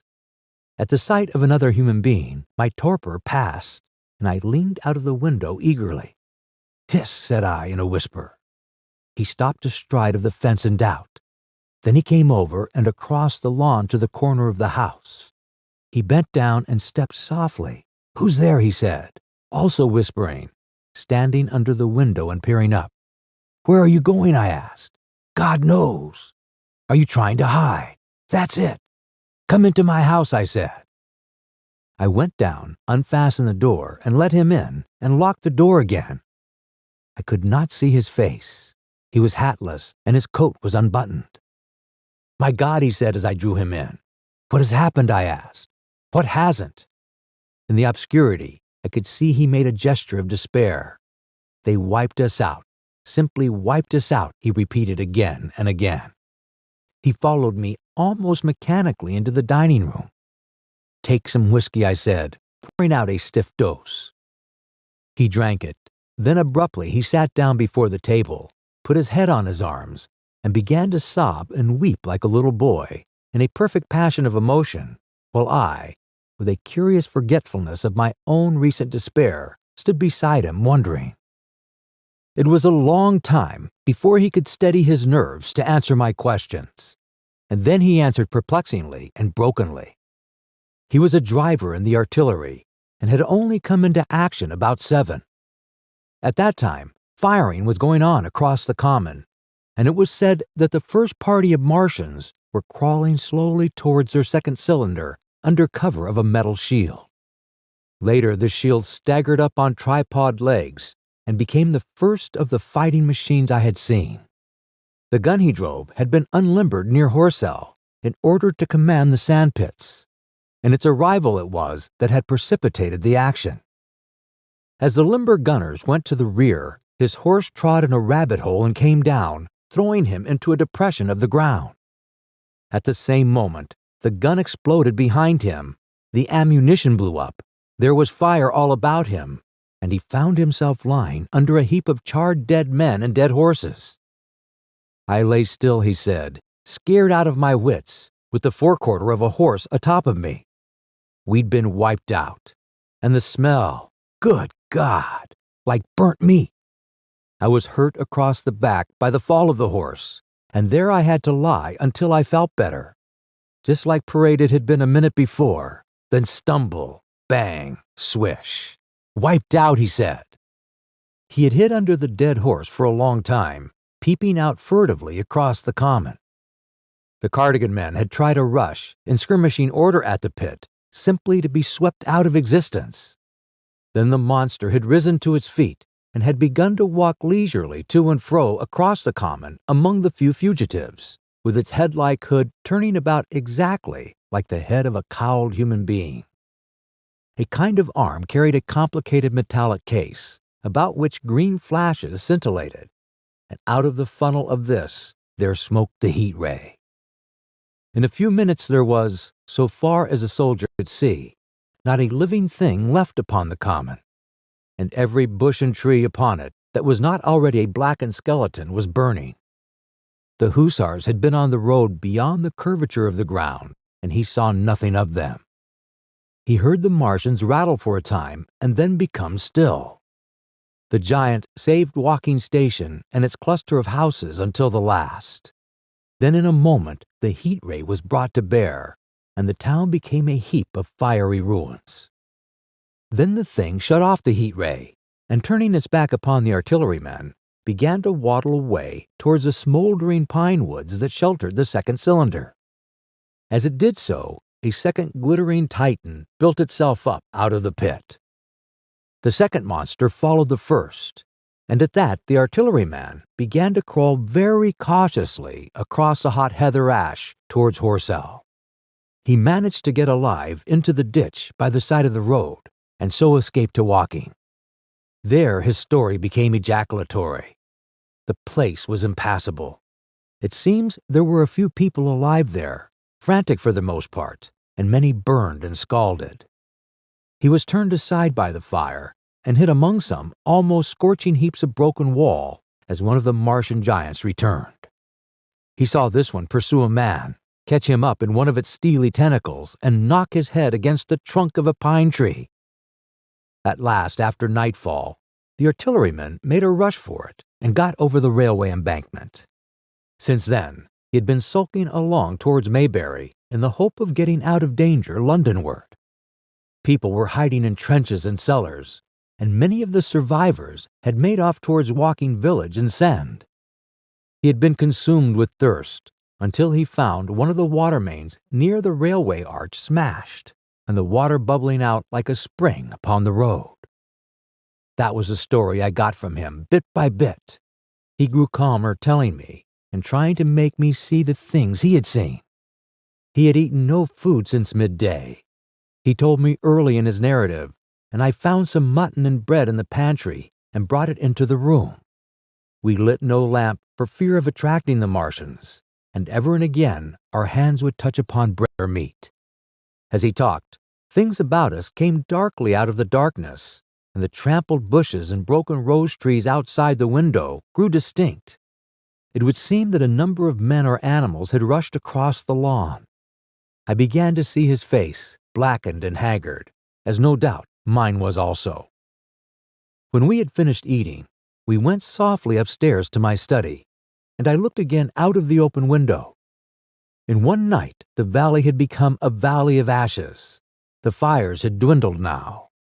Where flames had been there were now streamers of smoke, but the countless ruins of shattered and gutted houses and blasted and blackened trees that the night had hidden stood out now gaunt and terrible in the pitiless light of dawn.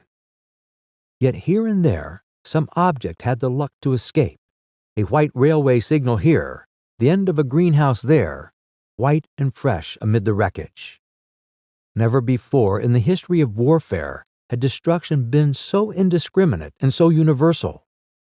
And shining with the growing light of the east, 3 of the metallic giants stood about the pit, their cowls rotating, as though they were surveying the desolation they had made. It seemed to me that the pit had been enlarged, and ever and again puffs of vivid green vapor streamed up and out of it towards the brightening dawn, streamed up, whirled, broke, and vanished. Beyond were the pillars of fire about Chobham.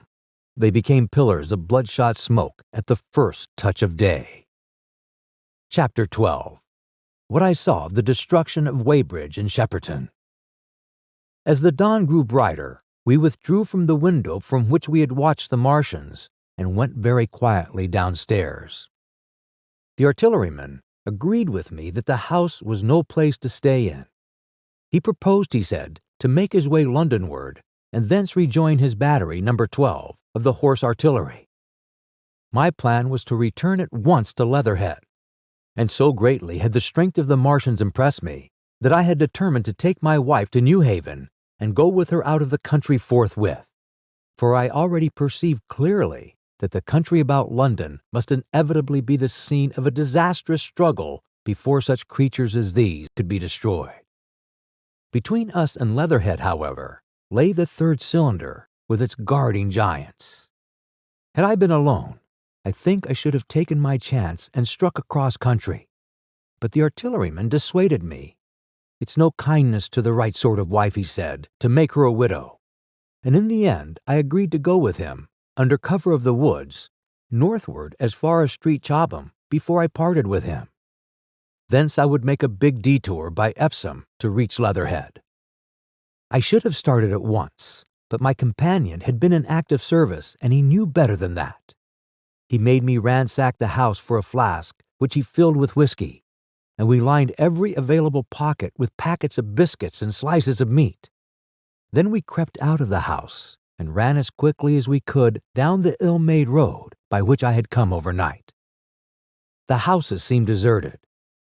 In the road lay a group of 3 charred bodies close together, struck dead by the heat ray. And here and there were things that people had dropped: a clock, a slipper, a silver spoon, and the like poor valuables. At the corner turning upwards towards the post office, a little cart, filled with boxes and furniture, and horseless, heeled over a broken wheel. A cash box had been hastily smashed open and thrown under the debris. Except at the lodging at the orphanage, which was still on fire, none of the houses had suffered very greatly here. The heat ray had shaved the chimney tops and passed. Yet, save ourselves, there did not seem to be a living soul on Mayberry Hill. The majority of the inhabitants had escaped, I suppose, by way of the old walking road, the road I had taken when I drove to Leatherhead, or they had hidden. We went down the lane by the body of the man in black, sodden now from the overnight hail, and broke into the woods at the foot of the hill. We pushed through these towards the railway without meeting a soul. The woods across the line were but the scarred and blackened ruins of woods. For the most part, the trees had fallen, but a certain portion still stood, dismal gray stems with dark brown foliage instead of green. On our side, the fire had done no more than scorch the near trees. It had failed to secure its footing. In one place, the woodmen had been at work on Saturday. Trees felled and freshly trimmed lay in a clearing, with heaps of sawdust by the sawing machine and its engine. Hard by was a temporary hut, deserted. There was not a breath of wind this morning, and everything was strangely still. Even the birds were hushed, and as we hurried along, I and the artilleryman talked in whispers and looked now and again over our shoulders. Once or twice we stopped to listen. After a time we drew near the road, and as we did so, we heard the clatter of hooves and saw through the tree stems 3 cavalry soldiers riding slowly towards Woking. We hailed them, and they halted while we hurried towards them. It was a lieutenant and a couple of privates of the 8th Hussars, with a stand like a theodolite, which the artilleryman told me was a heliograph. "You are the first men I've seen coming this way this morning," said the lieutenant. "What's brewing?" His voice and face were eager. The men behind me stared curiously. The artilleryman jumped down the bank into the road and saluted. "Gun destroyed last night, sir. Have been hiding. Trying to rejoin battery, sir. You'll come inside of the Martians, I expect, about a half a mile along this road." "What the dickens are they like?" asked the lieutenant. "Giants in armor, sir, 100 feet high. 3 legs and a body like aluminum, with a mighty great head and a hood, sir." "Get out," said the lieutenant. "What confounded nonsense." "You'll see, sir. They carry a kind of box, sir, that shoots fire and strikes you dead." "What do you mean, a gun?" And the artilleryman began a vivid account of the heat ray. Halfway through, the lieutenant interrupted him and looked up at me. I was still standing on the bank by the side of the road. "It's perfectly true," I said. "Well," said the lieutenant, "I suppose it's my business to see to it too. Look here," to the artillerymen. "We're detailed here clearing people out of their houses. You'd better go along and report yourself to Brigadier General Marvin and tell him all you know. He's at Weybridge. Know the way?" "I do," I said, and he turned his horse southward again. "Half a mile, you say," said he. "At most," I answered, and pointed over the treetops southward. He thanked me and rode on, and we saw them no more. Further along, we came upon a group of 3 women and 2 children in the road, busy clearing out a laborer's cottage. They had got hold of a little hand truck and were piling it up with unclean-looking bundles and shabby furniture. They were all too assiduously engaged to talk to us as we passed. By Byfleet Station, we emerged from the pine trees and found the country calm and peaceful under the morning sunlight. We were far beyond the range of the heat ray there, and had it not been for the silent desertion of some of the houses, the stirring movement of packing in others, and the knot of soldiers standing on the bridge over the railway and staring down the line towards Woking, the day would have seemed very like any other Sunday. Several farm wagons and carts were moved creakingly along the road to Addlestone, and suddenly, through the gate of a field, we saw, across a stretch of flat meadow, 6 12-pounders standing neatly at equal distances, pointing toward Woking. The gunners stood by the guns waiting, and the ammunition wagons were at a businesslike distance. The men stood almost as if under inspection. "That's good," said I. "They will get one fair shot at any rate." The artilleryman hesitated at the gate. "I shall go on," he said. Farther on, towards Weybridge, just over the bridge, there were a number of men in white fatigue jackets throwing up a long rampart, and more guns behind. "It's bows and arrows against the lightning anyhow," said the artilleryman. "They haven't seen the fire beam yet." The officers, who were not actively engaged, stood and stared over the treetops southwestward, and the men digging would stop every now and again to stare in the same direction. Byfleet was in a tumult. People packing, and a score of hussars, some of them dismounted, some on horseback, were hunting them about. 3 or 4 black government wagons, with crosses and white circles, and an old omnibus, among other vehicles, were being loaded in the village street. There were scores of people, most of them sufficiently sabbatical to have assumed their best clothes. The soldiers were having the greatest difficulty in making them realize the gravity of their position. We saw one shriveled old fellow with a huge box and a score or more of flower pots containing orchids, angrily expostulating with the corporal who would leave them behind. I stopped and gripped his arm. "Do you know what's over there?" I said, pointing at the pine tops that hid the Martians. "Huh?" said he, turning. "I was explaining these is valuable." "Death," I shouted. "Death is coming. Death." And leaving him to digest that if he could, I hurried on after the artilleryman. At the corner I looked back. The soldier had left him, and he was still standing by his box, with the pots of orchids on the lid of it, and staring vaguely over the trees. No one in Weybridge could tell us where the headquarters were established. The whole place was in such confusion as I had never seen in any town before. Carts, carriages everywhere. The most astonishing miscellany of conveyances and horseflesh. The respectable inhabitants of the place, men in golf and boating costumes, wives prettily dressed, were packing. Riverside loafers energetically helping, children excited, and for the most part, highly delighted at this astonishing variation of their Sunday experiences. In the midst of it all, the worthy vicar was very pluckingly holding an early celebration, and his bell was jangling out above the excitement.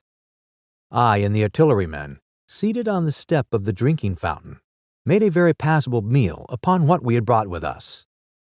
Patrols of soldiers, here no longer hussars, but grenadiers in white, were warning people to move now or to take refuge in their cellars as soon as the firing began. We saw as we crossed the railway bridge that a growing crowd of people had assembled in and about the railway station, and the swarming platform was piled with boxes and packages. The ordinary traffic had been stopped, I believe, in order to allow of the passage of troops and guns to Chertsey, and I have heard since that a savage struggle occurred for places in the special trains that were put on at a late hour. We remained at Weybridge until midday, and at that hour we found ourselves at the place near Shepperton Lock where the Wey and Thames join. Part of the time we spent helping 2 old women to pack a little cart. The Wey had a treble mouth, and at this point boats are to be hired, and there was a ferry across the river. On the Shepperton side was an inn with a lawn, and beyond that the tower of Shepperton Church. It had been replaced by a spire rose above the trees. Here we found an excited and noisy crowd of fugitives. As yet the flight had not grown to a panic, but there were already far more people than all the boats going to and fro could enable to cross. People came panting along under heavy burdens. One husband and wife were even carrying a small outhouse door between them, with some of their household goods piled thereon. One man told us he meant to get away from Shepperton Station. There was a lot of shouting, and one man was even jesting. The idea people seemed to have here was that the Martians were simply formidable human beings who might attack and sack the town, to be certainly destroyed in the end. Every now and then, people would glance nervously across the way at the meadows towards Chertsey, but everything over there was still. Across the Thames, except just where the boats landed, everything was quiet, in vivid contrast with the Surrey side. The people who landed there from the boats went tramping off down the lane. The big ferry boat had just made a journey. 3 or 4 soldiers stood on the lawn of the inn, staring and jesting at the fugitives without offering to help. The inn was closed, as it was now within prohibited hours. "What's that?" cried a boatman. "And shut up, you fool," said a man near me to a yelping dog. Then the sound came again, this time from the direction of Chertsey, a muffled thud, the sound of a gun. The fighting was beginning. Almost immediately, unseen batteries across the river to our right, unseen because of the trees, took up the chorus, firing heavily, one after the other. A woman screamed. Everyone stood arrested by the sudden stir of battle, near us and yet invisible to us. Nothing was to be seen save flat meadows, cows feeding unconcernedly for the most part, and the silvery pollard willows motionless in the warm sunlight. "The soldiers will stop 'em," said a woman beside me doubtfully. A haziness rose over the treetops. Then suddenly we saw a rush of smoke far away up the river, a puff of smoke that jerked up into the air and hung, and forthwith the ground heaved underfoot, and a heavy explosion shook the air, smashing 2 or 3 windows in the houses near and leaving us astonished. "Here they are," shouted a man in a blue jersey. "Yonder! Do you see them, yonder?" Quickly, one after the other, 1, 2, 3, 4 of the armored Martians appeared, far away over the little trees, across the flat meadows that stretched towards Chertsey, and striding hurriedly towards the river. Little cowled figures they seemed at first, going with a rolling motion as fast as flying birds. Then, advancing obliquely towards us, came a 5th. Their armored bodies glittered in the sun as they swept swiftly forward upon the guns, growing rapidly larger as they drew nearer. One on the extreme left, the remotest that is, flourished a huge case high in the air, and ghostly, terrible heat ray I had already seen on Friday night smote towards Chertsey and struck the town. A sight of these strange, swift, and terrible creatures, the crowd near the water's edge seemed to me to be for a moment horror-struck. There was no screaming or shouting, but a silence. Then a hoarse murmur and a movement of feet, a splashing from the water. A man, too frightened to drop the portmanteau he carried on his shoulder, swung round and sent me staggering with a blow from the corner of his burden. A woman thrust at me with her hand and rushed past me. I turned with the rush of the people, but I was not too terrified for thought. The terrible heat ray was in my mind. To get under water, that was it. "Get under water," I shouted unheeded. I faced about again and rushed towards the approaching Martian, rushed right down the gravelly beach and headlong into the water. Others did the same. A boatload of people putting back came leaping out as I rushed past. The stones under my feet were muddy and slippery, and the river was so low that I ran perhaps 20 feet, scarcely waist deep. Then, as the Martian towered overhead, scarcely a couple of 100 yards away, I flung myself forward under the surface. The splashes of the people in the boats leaping into the river sounded like thunderclaps in my ears. People were landing hastily on both sides of the river. But the Martian machine took no more notice for the moment of the people running this way and that than a man would of the confusion of ants in a nest against which his foot has kicked. When half suffocated, I raised my head above water. The Martian's hood pointed at the batteries that were still firing across the river, and as it advanced, it swung loose what must have been the generator of the heat ray. In another moment it was on the bank, and in a stride wading halfway across. The knees of its foremost legs bent at the farther bank, and in another moment it had raised itself to its full height again, close to the village of Shepperton.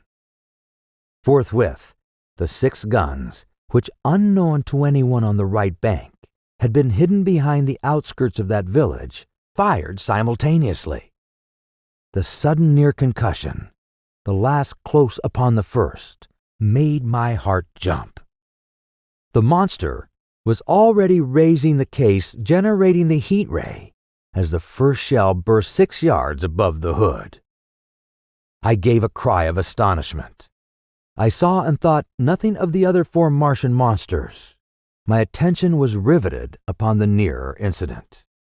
Simultaneously, 2 other shells burst in the air near the body as the hood twisted round in time to receive, but not in time to dodge the 4th shell.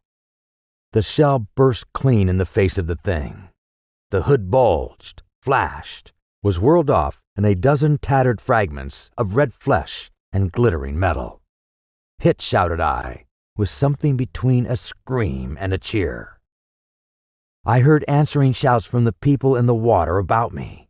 I could have leaped out of the water with that momentary exultation. The decapitated colossus reeled like a drunken giant, but it did not fall over. It recovered its balance by a miracle, and no longer heeding its steps, and with the camera that fired the heat ray now rigidly upheld, it reeled swiftly upon Shepperton. The living intelligence, the Martian within the hood, was slain and splashed to the 4 winds of heaven, and the thing was now but a mere intricate device of metal whirling to destruction. It drove along in a straight line, incapable of guidance.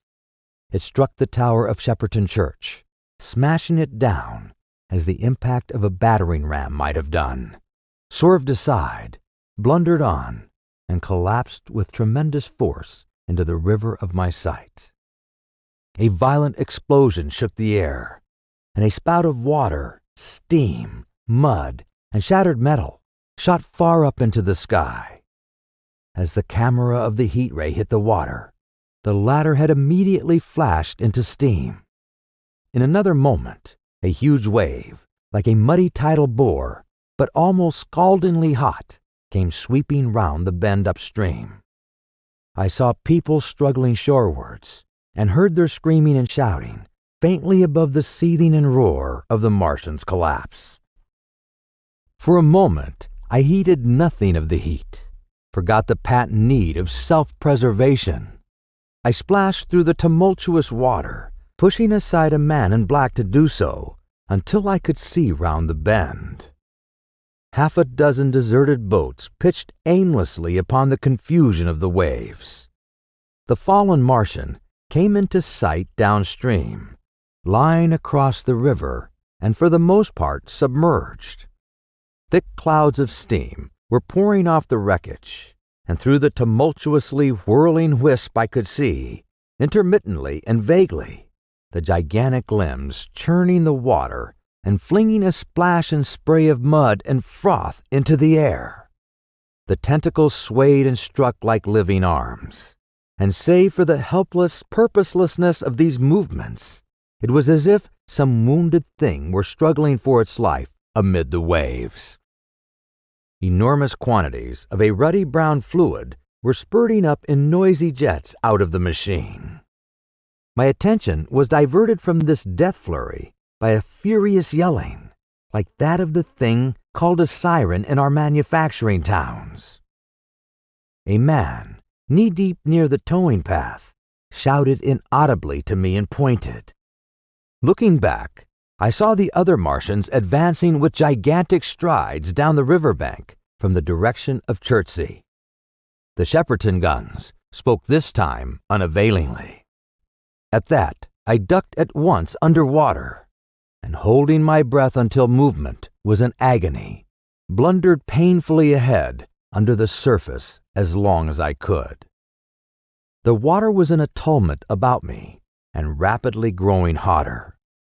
When for a moment I raised my head to take breath, and throw the hair and water from my eyes, the steam was rising in a whirling white fog that at first hid the Martians altogether.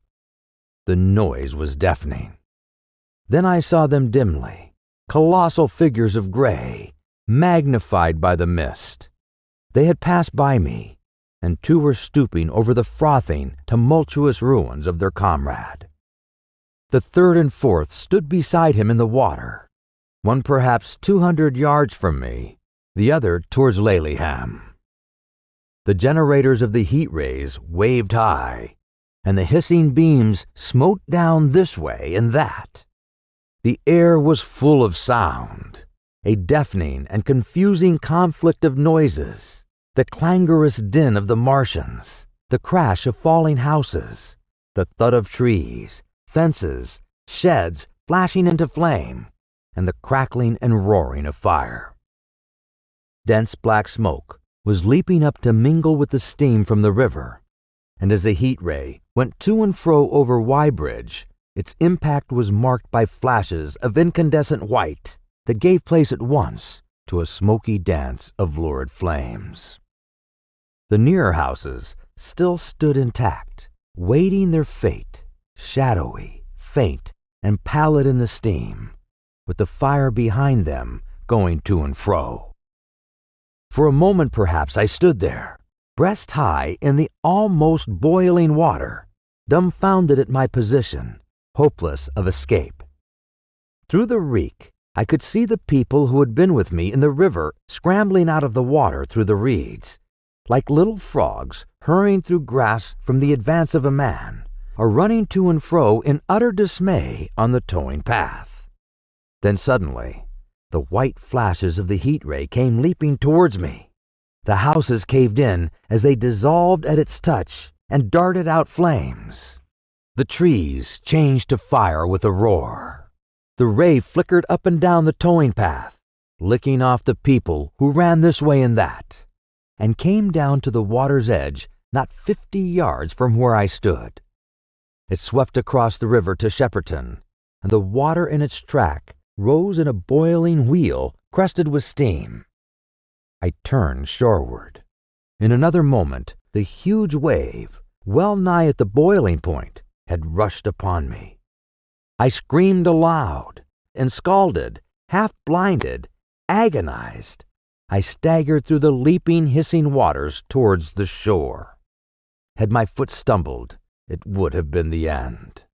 I fell helplessly, in full sight of the Martians, upon the broad, bare, gravelly spit that runs down to mark the angle of the way in Thames. I expected nothing but death. I have a dim memory of the foot of a Martian coming down within a score of yards of my head, driving straight into the loose gravel, whirling it this way and that and lifting again. Of a long suspense, and then of four carrying the debris of their comrade between them, now clear, and then presently faint through a veil of smoke, receding interminably, as it seemed to me, across a vast space of river and meadow. And then very slowly, I realized that by a miracle I had escaped. The end of Part 3. Please continue to Part 4. Published by .com. Chapter 13. How I Fell In with the Current. After getting this sudden lesson in the power of terrestrial weapons, the Martians retreated to their original position upon Horsell Common, and in their haste, and encumbered with the debris of their smashed companion, they no doubt overlooked many a stray and negligible victim as myself.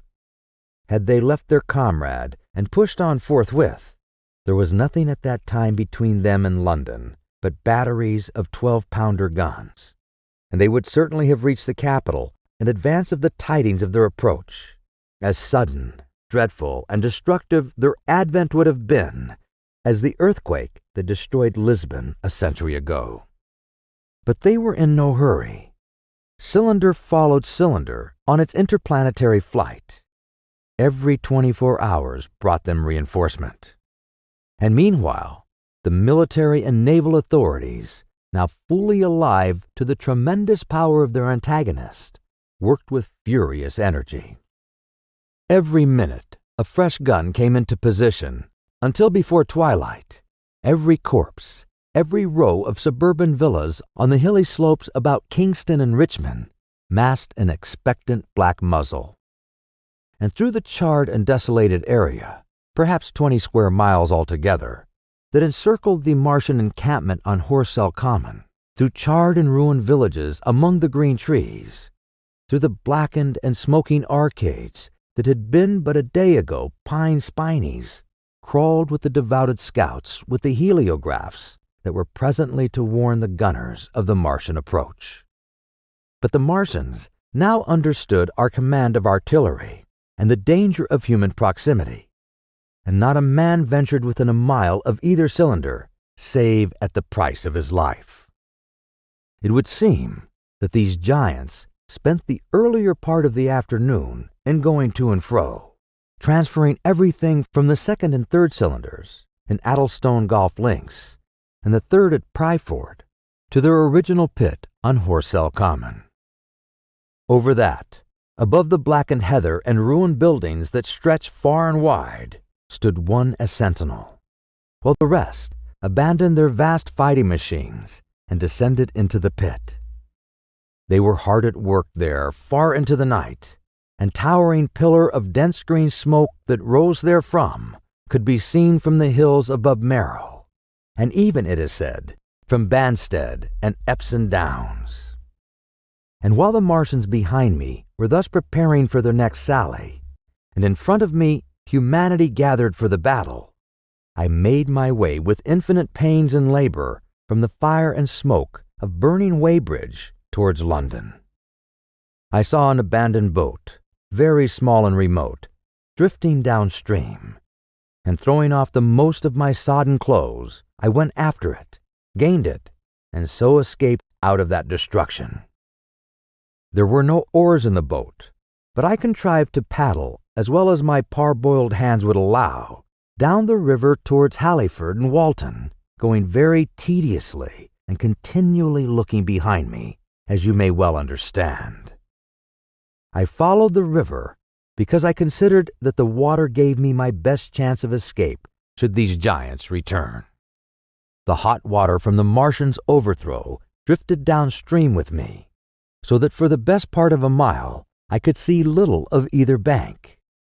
Once, however, I made out a string of black figures hurrying across the meadows from the direction of Weybridge. Halliford, it seemed, was deserted, and several of the houses facing the river were on fire. It was strange to see the place quite tranquil, quite desolate under the hot blue sky, with the smoke and little threads of flame going straight up into the heat of the afternoon. Never before had I seen houses burning without the accompaniment of an obstructive crowd. A little further on, the dry reeds up the bank were smoking and glowing, and a line of fire inland was marching steadily across a late field of hay.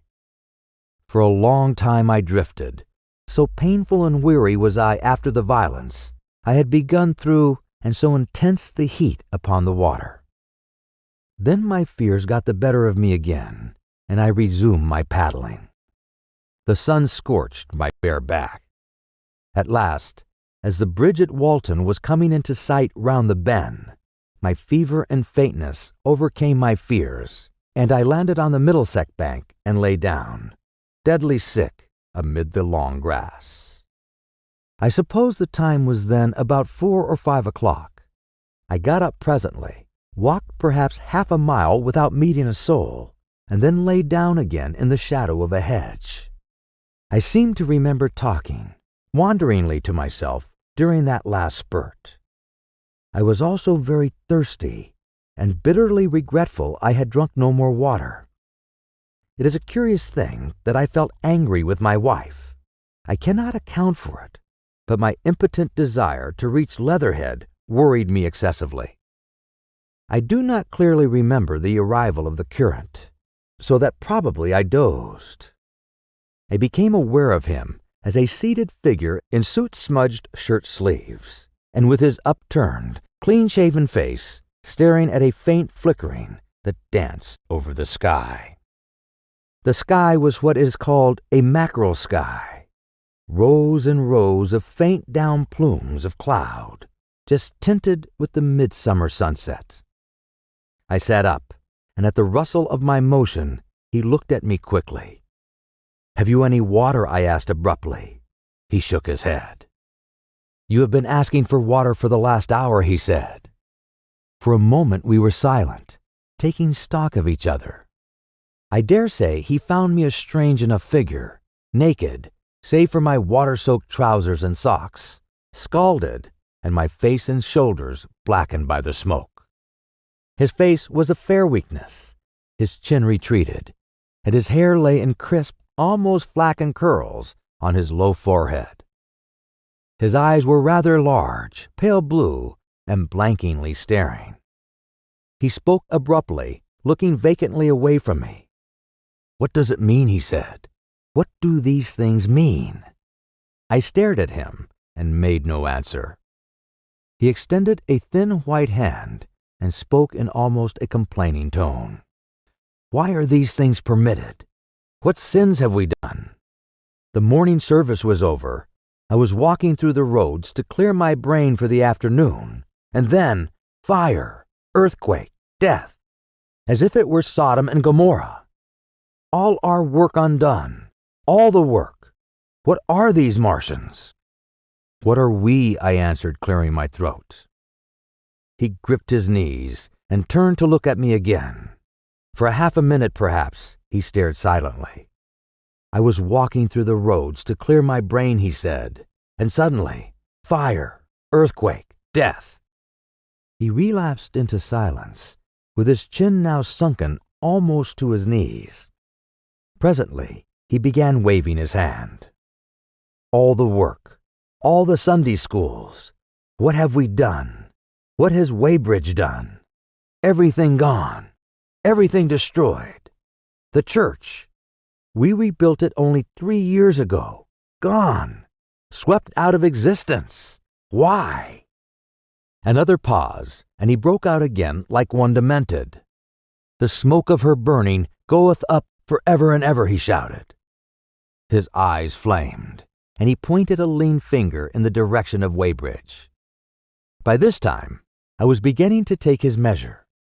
The tremendous tragedy in which he had been involved.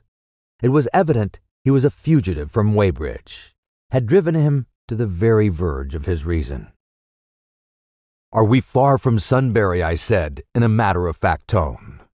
"What are we to do?" he asked. "Are these creatures everywhere? Has the earth been given over to them? Are we far from Sunbury? Only this morning I officiated at early celebration." "Things have changed," I said quietly. "You must keep your head. There is still hope." "Hope?"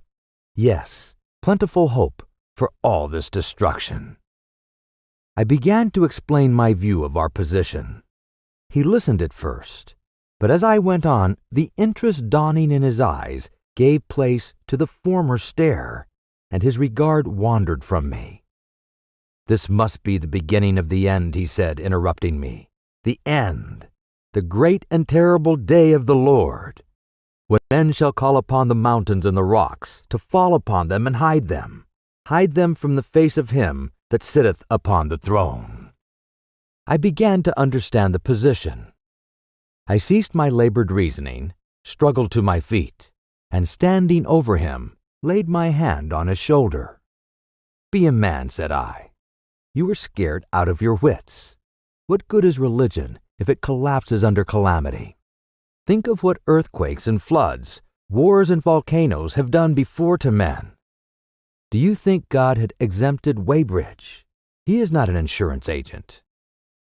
For a time he sat in blank silence. "But how can we escape?" he asked suddenly. "They are invulnerable. They are pitiless." "Neither the one nor perhaps the other," I answered. "And the mightier they are, the more sane and wary should we be. One of them was killed yonder not 3 hours ago." "Killed?" he said, staring about him. "How can God ministers be killed?" I saw it happen. I proceeded to tell him. "We have chanced to come in for the thick of it," said I, "and that is all." "What is that flicker in the sky?" he asked abruptly. I told him it was the heliograph signaling that it was a sign of human help and effort in the sky.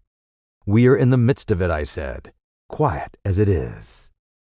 That flicker in the sky tells of the gathering storm. Yonder, I take it, are the Martians and Londonward, where those hills rise about Richmond and Kingston, and the trees give cover. Earthworks are being thrown up, and guns are being placed. Presently, the Martians will be coming this way again. And even as I spoke, he sprang to his feet and stopped me by a gesture. "Listen," he said. From beyond the low hills, across the water, came the dull resonance of distant guns and a remote, weird crying. Then everything was still. A cockchafer came droning over the hedge and past us. High in the west, the crescent moon hung faint and pale above the smoke of Weybridge and Shepperton and the hot, still splendor of the sunset. "We had better follow this path," I said, "northward." Chapter 14. In London. My younger brother was in London when the Martians fell at Woking. He was a medical student working for an imminent examination, and he heard nothing of the arrival until Saturday morning. The morning papers on Saturday contained, in addition to lengthy special articles on the planet Mars, on life in the planets, and so forth, a brief and vaguely worded telegram, all the more striking for its brevity. The Martians, alarmed by the approach of a crowd, had killed a number of people with a quick-firing gun, so the story ran. The telegram concluded with the words, "Formidable as they seem to be, the Martians have not moved from the pit into which they have fallen, and indeed seem incapable of doing so. Probably this is due to the relative strength of the Earth's gravitational energy." On that last text, their leader writer expanded very comfortingly. Of course, all the students in the Kramer's biology class, to which my brother went that day, were intensely interested. But there were no signs of any unusual excitement in the streets. The afternoon papers puffed scraps of news under big headlines. They had nothing to tell beyond the movements of troops about the Common and the burning of the pine woods between Woking and Weybridge until 8. Then the St. James Gazette, in an extra special edition, announced the bare fact of the interruption of telegraphic communications. This was thought to be due to the falling of burning pine trees across the line. Nothing more of the fighting was known that night, the night of my drive to Leatherhead and back. My brother felt no anxiety about us, as he knew from the description in the papers that the cylinder was a good 2 miles from my house. He made up his mind to run down that night to me, in order, as he says, to see the things before they were killed. He dispatched a telegram, which never reached me, about 4 o'clock, and spent the evening at a music hall. In London also, on Saturday night, there was a thunderstorm, and my brother reached Waterloo in a cab. On the platform from which the midnight train usually starts, he learned, after some waiting, that an accident prevented trains from reaching Woking that night. The nature of the accident he could not ascertain. Indeed, the railway authorities did not clearly know at the time. There was very little excitement in the station, as the officials, failing to realize that anything further than a breakdown between Byfleet and Woking Junction had occurred, were running the theater trains, which usually passed Woking round by Virginia Water or Guildford. They were busy making the necessary arrangements to alter the route of the Southampton and Portsmouth Sunday League excursions. A nocturnal newspaper reporter, mistaking my brother for the traffic manager, to whom he bears a slight resemblance, waylaid and tried to interview him. Few people, excepting the railway officials, connected the breakdown with the Martians. I have read, in another account of these events, that on Sunday morning, all London was electrified by the news from Woking. As a matter of fact, there was nothing to justify that very extravagant phrase. Plenty of Londoners did not hear of the Martians until the panic of Monday morning. Those who did took some time to realize all that the hastily worded telegrams in the Sunday papers conveyed. The majority of people in London do not read Sunday papers. The habit of personal security, moreover, is so deeply fixed in the Londoner's mind, and startling intelligence so much a matter of course in the papers, that they could read without any personal tremors. About 7 o'clock last night, the Martians came out of the cylinder, and moving about under an armor of metallic shields, have completely wrecked Walking Station with the adjacent houses, and massacred an entire battalion of the Cardigan Regiment. No details are known. Maxims have been absolutely useless against this armor. The field guns have been disabled by them. Flying hussars have been galloping into Chertsey. The Martians appear to be moving slowly towards Chertsey or Windsor.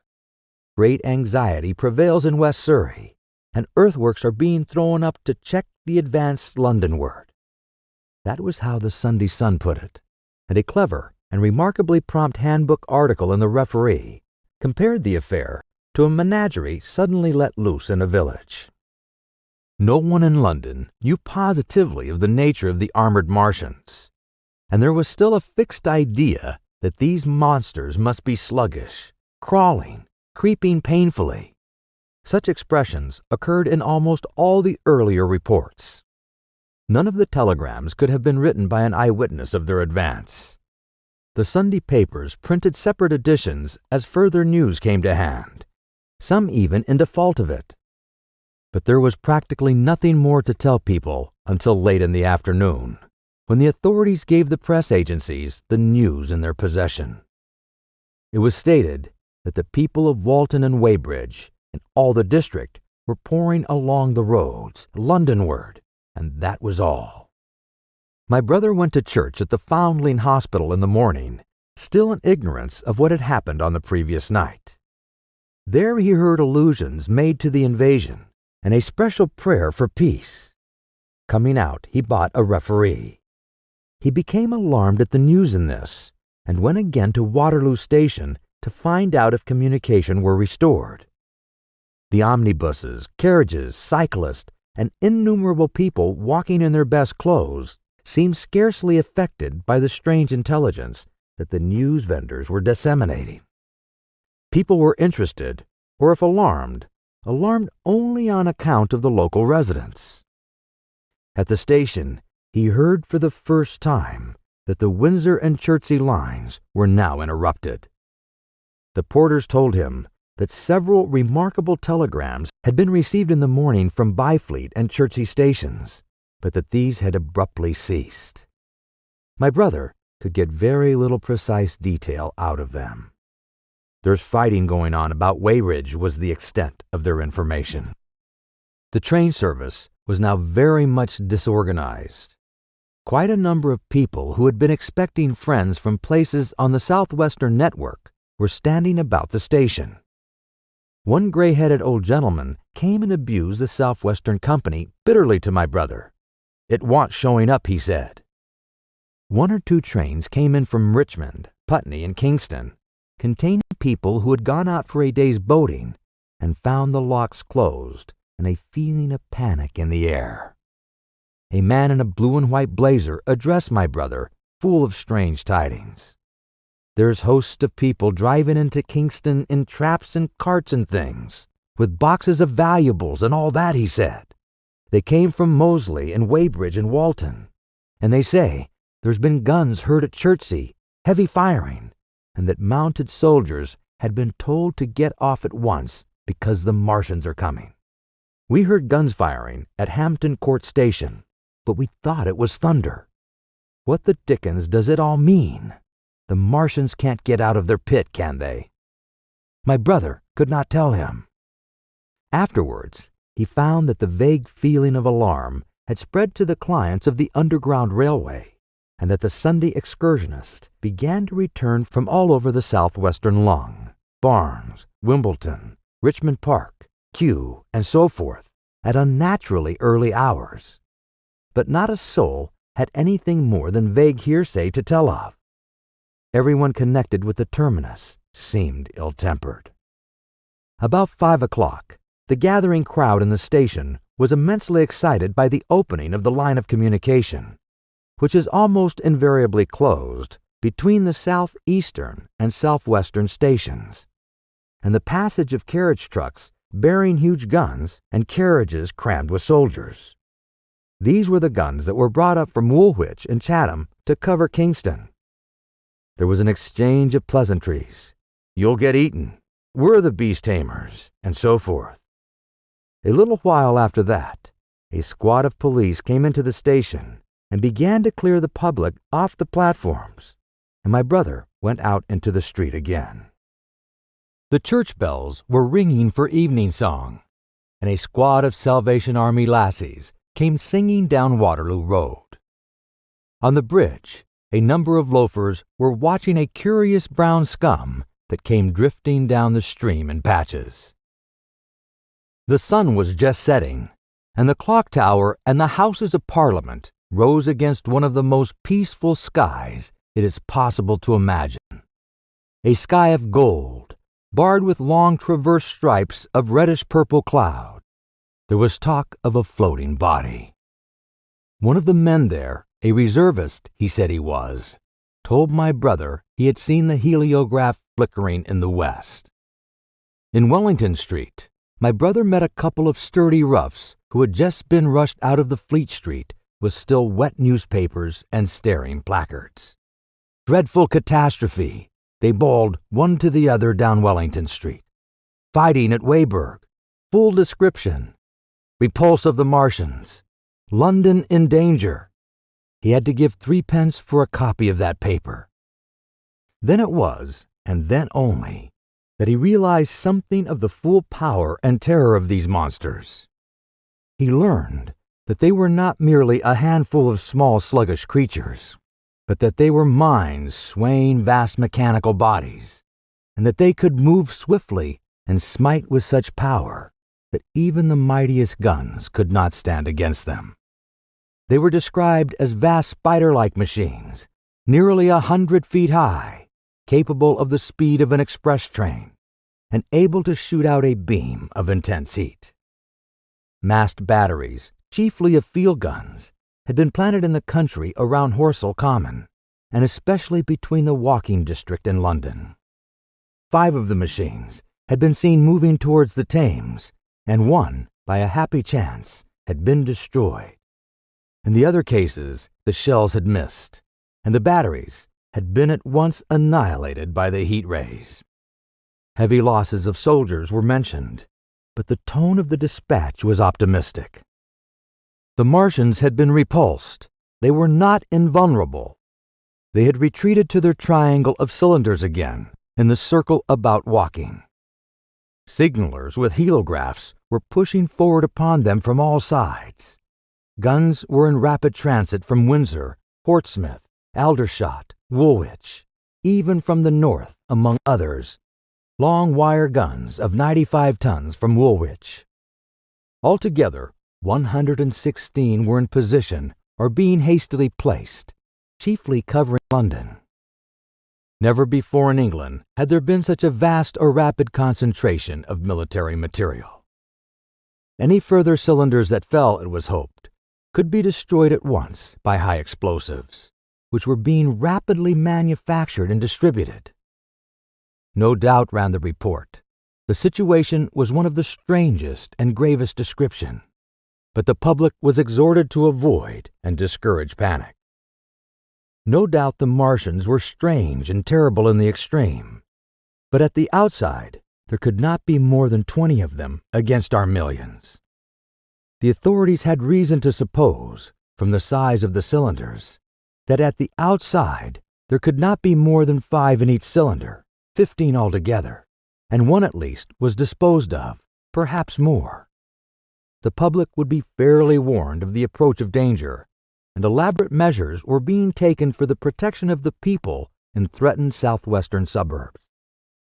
And so, with reiterated assurances of the safety of London and the ability of the authorities to cope with the difficulty, this quasi-proclamation closed.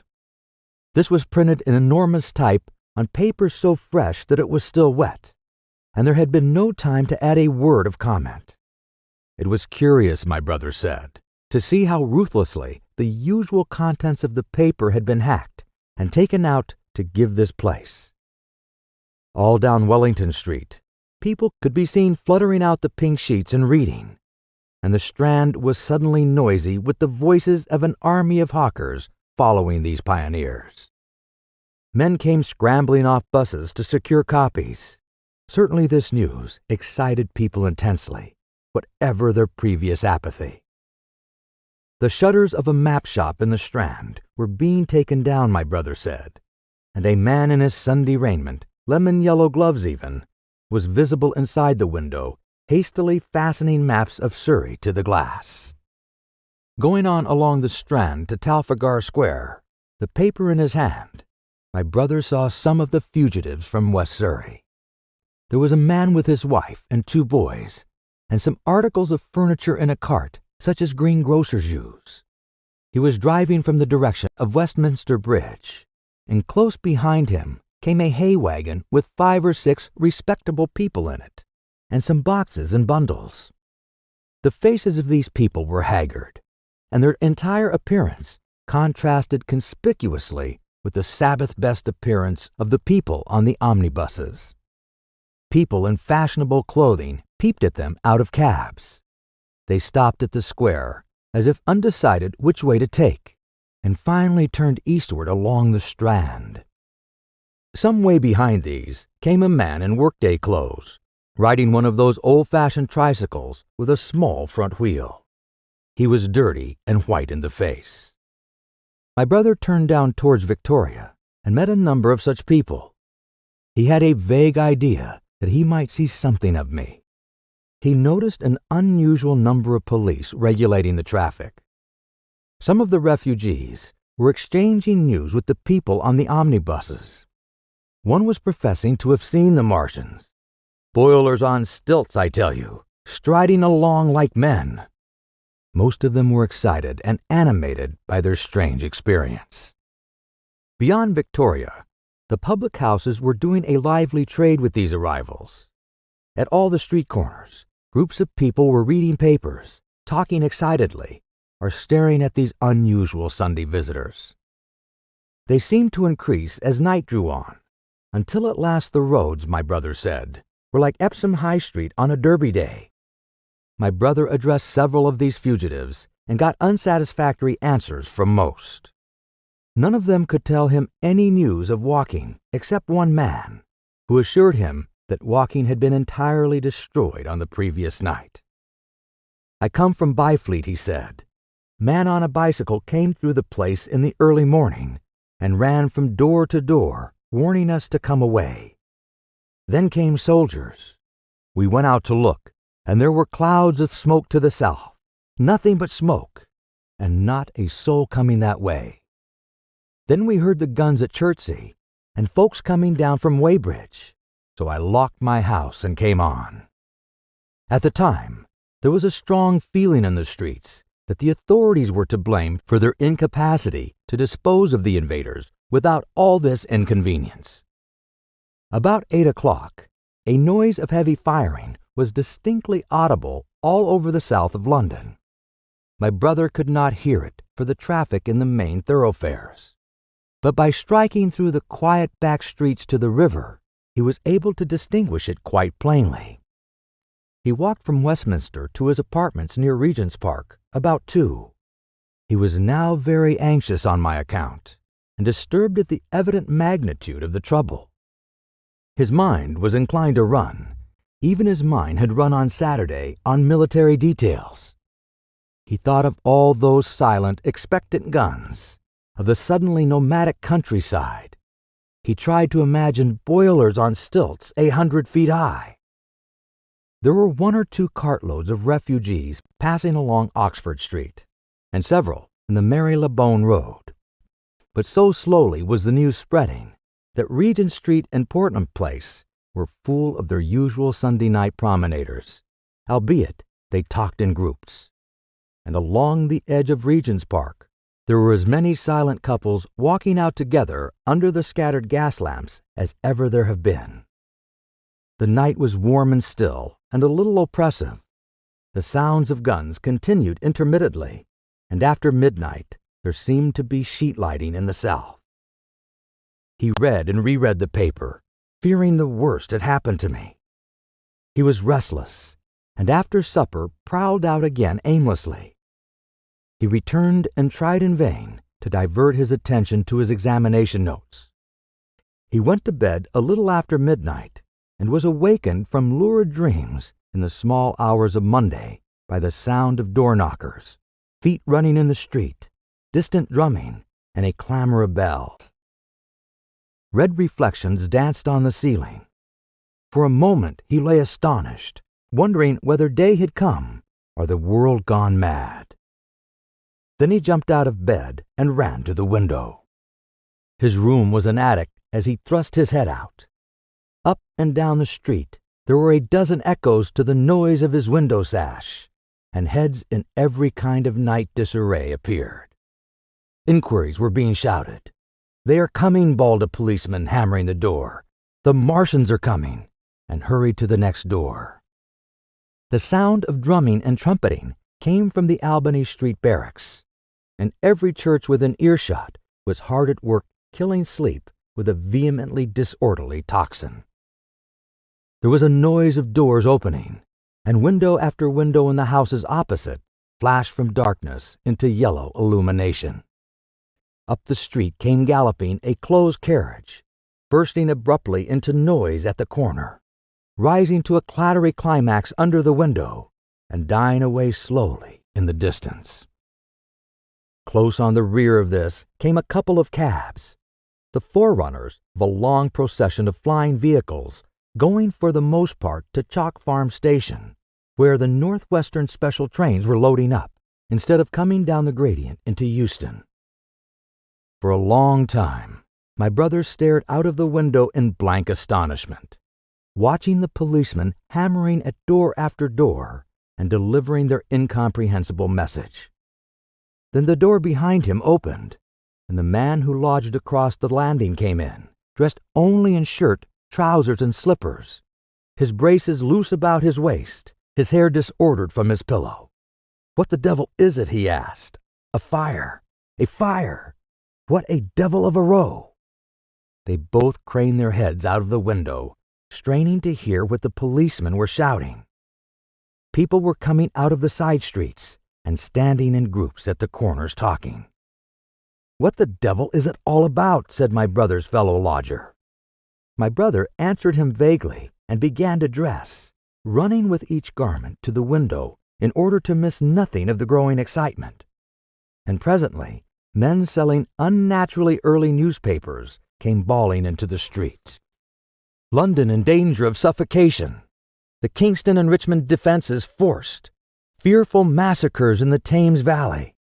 And all about him in the rooms below, in the houses on each side and across the road, and behind in the park terraces, and in the 100 other streets of that part of Marylebone, and in the Westbourne Park district, and St. Pancras, and westward and northward in Kilburn, and St. John's Wood, and Hampstead, and eastward in Shoreditch, and Highbury, and Haggerston, and Hoxton, and indeed through all the vastness of London, from Ailing to East Ham, people were rubbing their eyes and opening windows to stare out and ask aimless questions, dressing hastily as the first breath of the coming storm of fear blew through the streets.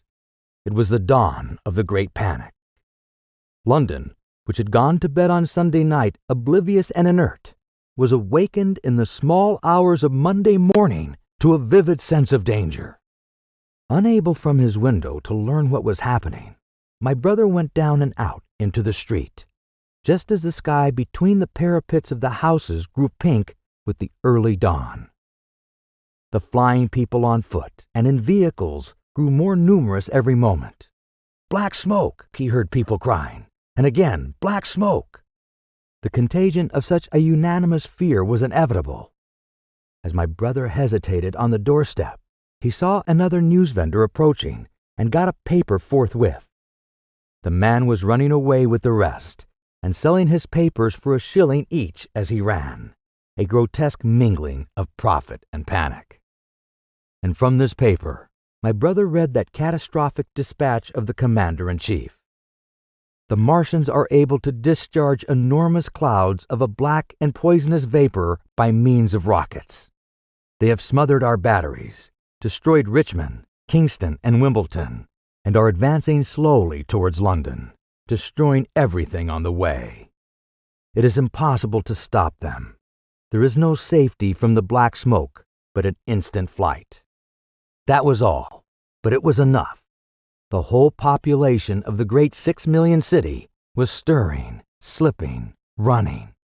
Presently, it would be pouring en masse northward. Black smoke, the voices cried. Fire! The bells of the neighboring church made a jingling tumult.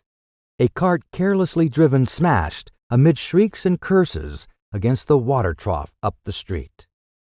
Sickly yellow lights went to and fro in the houses, and some of the passing cabs flaunted unextinguished lamps. And overhead the dawn was growing brighter, clear and steady and calm. He heard footsteps running to and fro in the rooms and up and down stairs behind him. His landlady came to the door, loosely wrapped in dressing gown and shawl. Her husband followed, ejaculating. As my brother began to realize the import of all these things, he turned hastily to his own room, put all his available money, some £10 altogether, into his pockets, and went out into the streets. The end of Part 4. Please continue to Part 5. Published by .com. Chapter 15. What had happened in Surrey.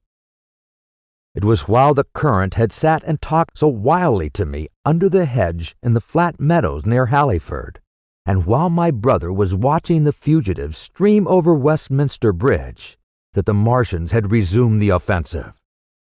So far as one can ascertain from the conflicting accounts that had been put forth, the majority of them remained busied with preparations in the Horsell pit until 9 that night, hurrying on some operation that disengaged huge volumes of green smoke.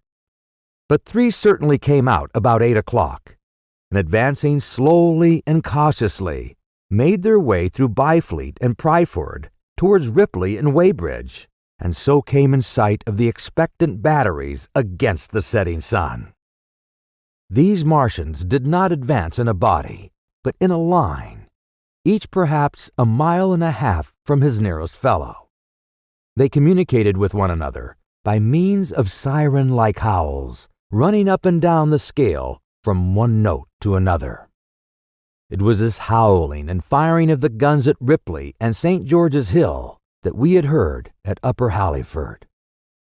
The Ripley gunners, unseasoned artillery volunteers, who ought never to have been placed in such a position, fired one wild, premature, ineffectual volley, and bolted on horse and foot through the deserted village, while the Martian, without using his heat ray, walked serenely over their guns, stepped gingerly among them, passed in front of them, and so came unexpectedly upon the guns in Painshill Park, which he destroyed.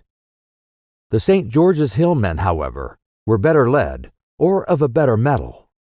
Hidden by a pine wood as they were, they seemed to have been quite unsuspected by the Martian nearest to them. They laid their guns as deliberately as if they had been on parade, and fired at about 1,000 yards range. The shells flashed all round him, and he was seen to advance a few paces, stagger, and go down. Everybody yelled together, and the guns were reloaded in frantic haste. The overthrown Martian set up a prolonged ululation, and immediately a second glittering giant, answering him, appeared over the trees to the south. It would seem that a leg of the tripod had been smashed by one of the shells. The whole of the second volley flew wide of the Martian on the ground, and simultaneously both his companions brought their heat rays to bear on the battery. The ammunition blew up. The pine trees all about the guns flashed into fire, and only 1 or 2 of the men, who were already running over the crest of the hill, escaped.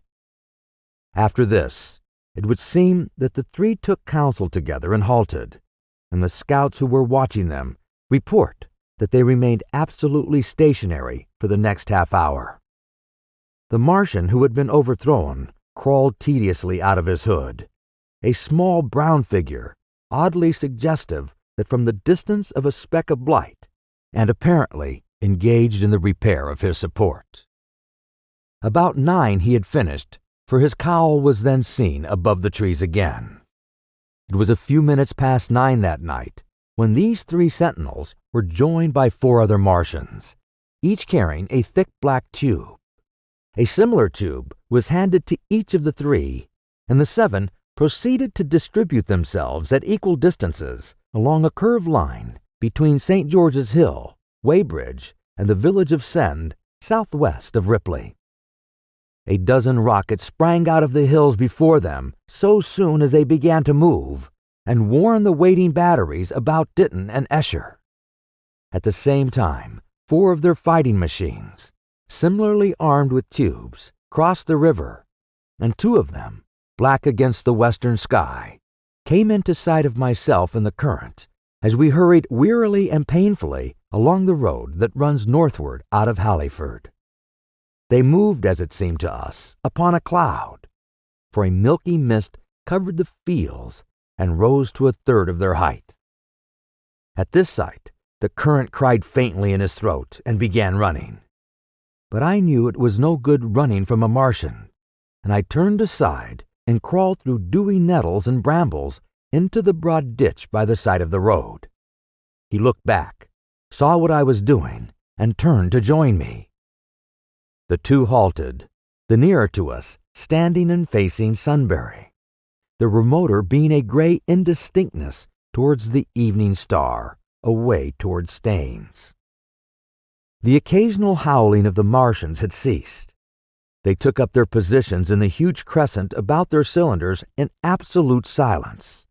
It was a crescent with 12 miles between its horns. Never since the devising of gunpowder was the beginning of a battle so still. To us and to an observer about Ripley, it would have had precisely the same effect. The Martians seemed in solitary possession of the darkling night, lit only as it was by the slender moon, the stars, the afterglow of the daylight, and the ruddy glare from St. George's Hills and the woods of Painshill. But facing that crescent everywhere, at Staines, Hounslow, Ditton, Escher, Oakham, behind hills and woods south of the river, and across the flat grass meadows to the north of it, wherever a cluster of trees or village houses gave sufficient cover, the guns were waiting. The signal rockets burst and rained their sparks through the night and vanished, and the spirit of all those watching batteries rose to a tense expectation. The Martians had but to advance into the line of fire, and instantly those motionless black forms of men, those guns glittering so darkly in the early night, would explode into a thunderous fury of battle. No doubt the thought was uppermost in 1,000 of those vigilant minds, even as it was uppermost in mine, was the riddle: how much they understood of us. Did they grasp that we and our millions were organized, disciplined, working together? Or did they interpret our spurts of fire, the sudden stinging of our shells, our steady investment of their encampment, as we should the furious unanimity of onslaught in a disturbed hive of bees? Did they dream they might exterminate us? At that time, no one knew what food they needed. 100 such questions struggled together in my mind as I watched that vast sentinel shape. And in the back of my mind was a sense of all the huge unknown and hidden forces Londonward. Had they prepared pitfalls? Were the powder mills at Hounslow ready as a snare? Would the Londoners have the heart and courage to make a greater Moscow of their mighty province of houses? Then, after an interminable time, as it seemed to us, crouching and peering through the hedge, came a sound like the distant concussion of a gun. Another nearer, and then another. And then the Martian beside us raised his tube on high and discharged it, gun-wise, with a heavy report that made the ground heave. The one towards Staines answered him. There was no flash, no smoke, simply that loaded detonation. I was so excited by these heavy minute guns following one another that I so far forgot my personal safety and my scalded hands as to clamber up into the hedge and stare toward Sunbury. As I did so, a second report followed, and a big projectile hurled overhead towards Hounslow. I expected at least to see smoke or fire, or some such evidence of its work. But all I saw was the deep blue sky above, with one solitary star and the white mist spreading wide and low beneath. And there had been no crash, no answering explosion. The silence was restored. The minute lengthened to 3. "What has happened?" said the curate, standing up beside me. "Heaven knows," said I. A bat flickered by and vanished. A distant tumult of shouting began and ceased. I looked up again at the Martian and saw he was now moving eastward along the river bank with a swift, rolling motion. Every moment I expected the fire of some hidden battery to spring upon him, but the evening calm was unbroken. The figure of the Martian grew smaller as he receded, and presently the mist and the gathering night had swallowed him up. By a common impulse, we clambered higher. Towards Sunbury was a dark appearance, as though a conical hill had suddenly come into being there, hiding our view of the father country. And then remoter across the river, over Walton, we saw another such summit. These hill-like forms grew lower and broader even as we stared. Moved by a sudden thought, I looked northward, and there I perceived a third of these cloudy black kopjes had risen. Everything had suddenly become very still. Far away to the southeast, marking the quiet, we heard the Martians hooting to one another, and then the air quivered again with the distant thud of their guns. But the earthly artillery made no reply. Now at the time, we could not understand these things, but later I was to learn the meaning of these ominous kopjes that gathered in the twilight. Each of the Martians, standing in the great crescent I have described, had discharged, by means of the gun-like tube he carried, a huge canister over whatever hill, kopje, cluster of houses, or other possible cover for guns chanced to be in front of him. Some fired only one of these, some two, as in the case of the one we had seen. The one at Ripley is said to have discharged no fewer than 5 at a time. These canisters smashed on striking the ground. They did not explode, and incontinently disengaged an enormous volume of heavy, inky vapor, coiling and pouring upward in a huge anemone cumulus cloud, a gaseous hill that sank and spread itself slowly over the surrounding country. And the touch of that vapor, the inhaling of its pungent wisp, was death to all that breathes. It was heavy, this vapor, heavier than the densest smoke, so that, after the first tumultuous uprush and outflow of its impact, it sank down through the air and poured over the ground in a manner rather liquid than gaseous, abandoning the hills and streaming into the valleys and ditches and watercourses, even as I have heard the carbonic acid gas that pours from volcanic clefts is wont to do. And where it came upon water, some chemical action occurred, and the surface would be instantly covered with a powdery scum that sank slowly and made way for more. The scum was absolutely insoluble, and it is a strange thing, seeing the instant effect of the gas, that one could drink without hurt the water from which it had been strained. The vapor did not diffuse as a true gas would do. It hung together in banks, flowing sluggishly down the slope of the land, and driving reluctantly before the wind, and very slowly it combined with the mist and moisture of the air, and sank to the earth in the form of dust. Save that an unknown element, giving a group of 4 lines in the blue of the spectrum, is concerned, we are still entirely ignorant of the nature of this substance. Once the tumultuous upheaval of its dispersion was over, The black smoke clung so closely to the ground, even before its precipitation, that 50 feet up in the air, on the roofs and upper stories of high houses, and on great trees, there was a chance of escaping its poison altogether, as was proved even that night at Street Cobham and Ditton.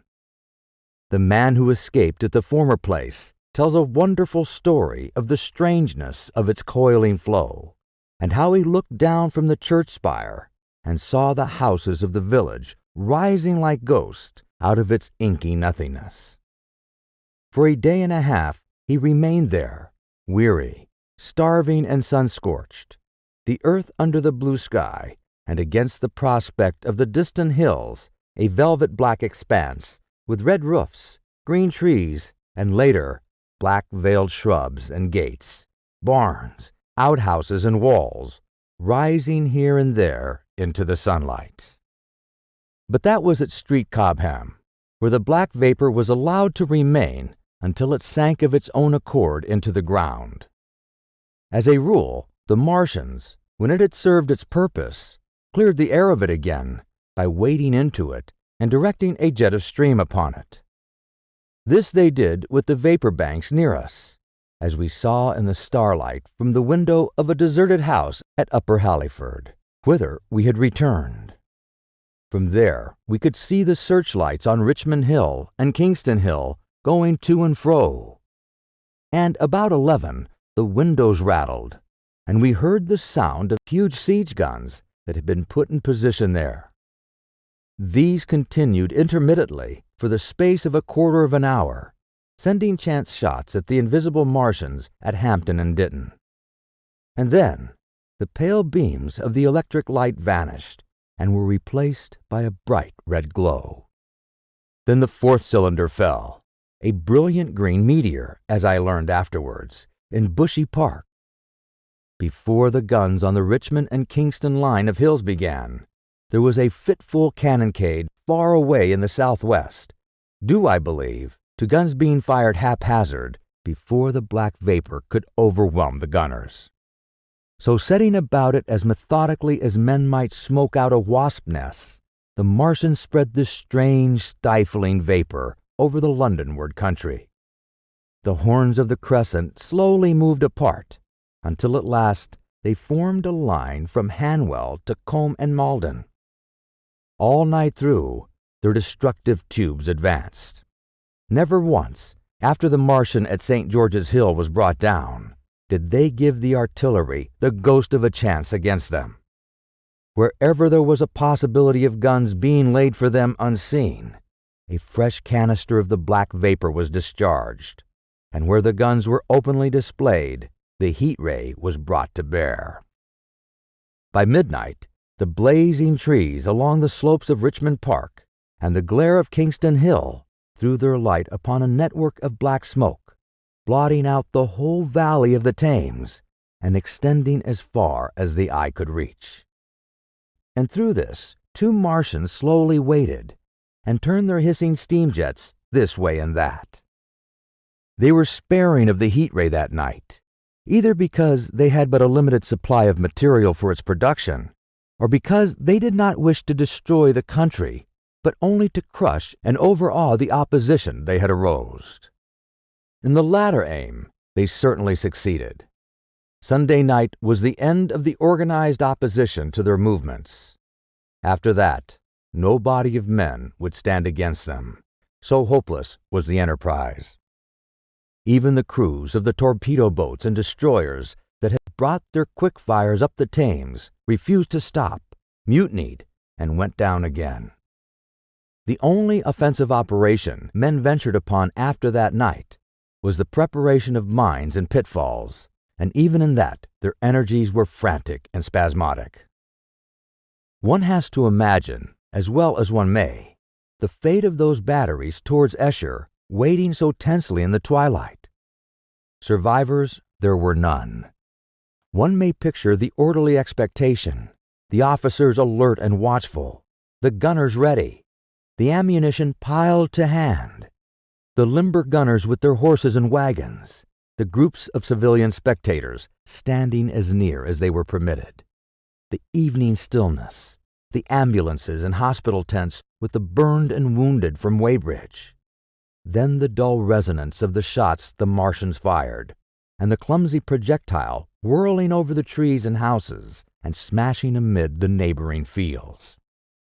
One may picture, too, the sudden shifting of the attention, the swiftly spreading coils of that blackness advancing headlong, towering heavenward, turning the twilight to a palatable darkness. A strange and horrible antagonist of vapor striding upon its victims. Men and horses near it seen dimly, running, shrieking, falling headlong, shouts of dismay, the gun suddenly abandoned, men choking and withering on the ground, and the swift broadening out of the opaque cone of smoke. And then night and extinction. Nothing but a silent mass of impenetrable vapor hiding its dead. Before the dawn, the black vapor was pouring through the streets of Richmond, and the disintegrating organism of government was, with a last expiring effort, rousing the population of London to the necessity of flight. Chapter 16. The Exodus from London. So you understand the roaring wave of fear that swept through the greatest city in the world just as Monday was dawning, the stream of flight rising swiftly to a torrent, lashing in a foaming tumult round the railway stations, backed up into a horrible struggle about the shipping in the Thames, and hurrying by every available channel northward and eastward. By 10 o'clock, the police organization, and by midday even the railway organizations, were losing coherency, losing shape and efficiency, guttering, softening, running at last in that swift liquefaction of the social body. All the railway lines north of the Thames and the southeastern people at Cannon Street had been warned by midnight on Sunday, and trains were being filled.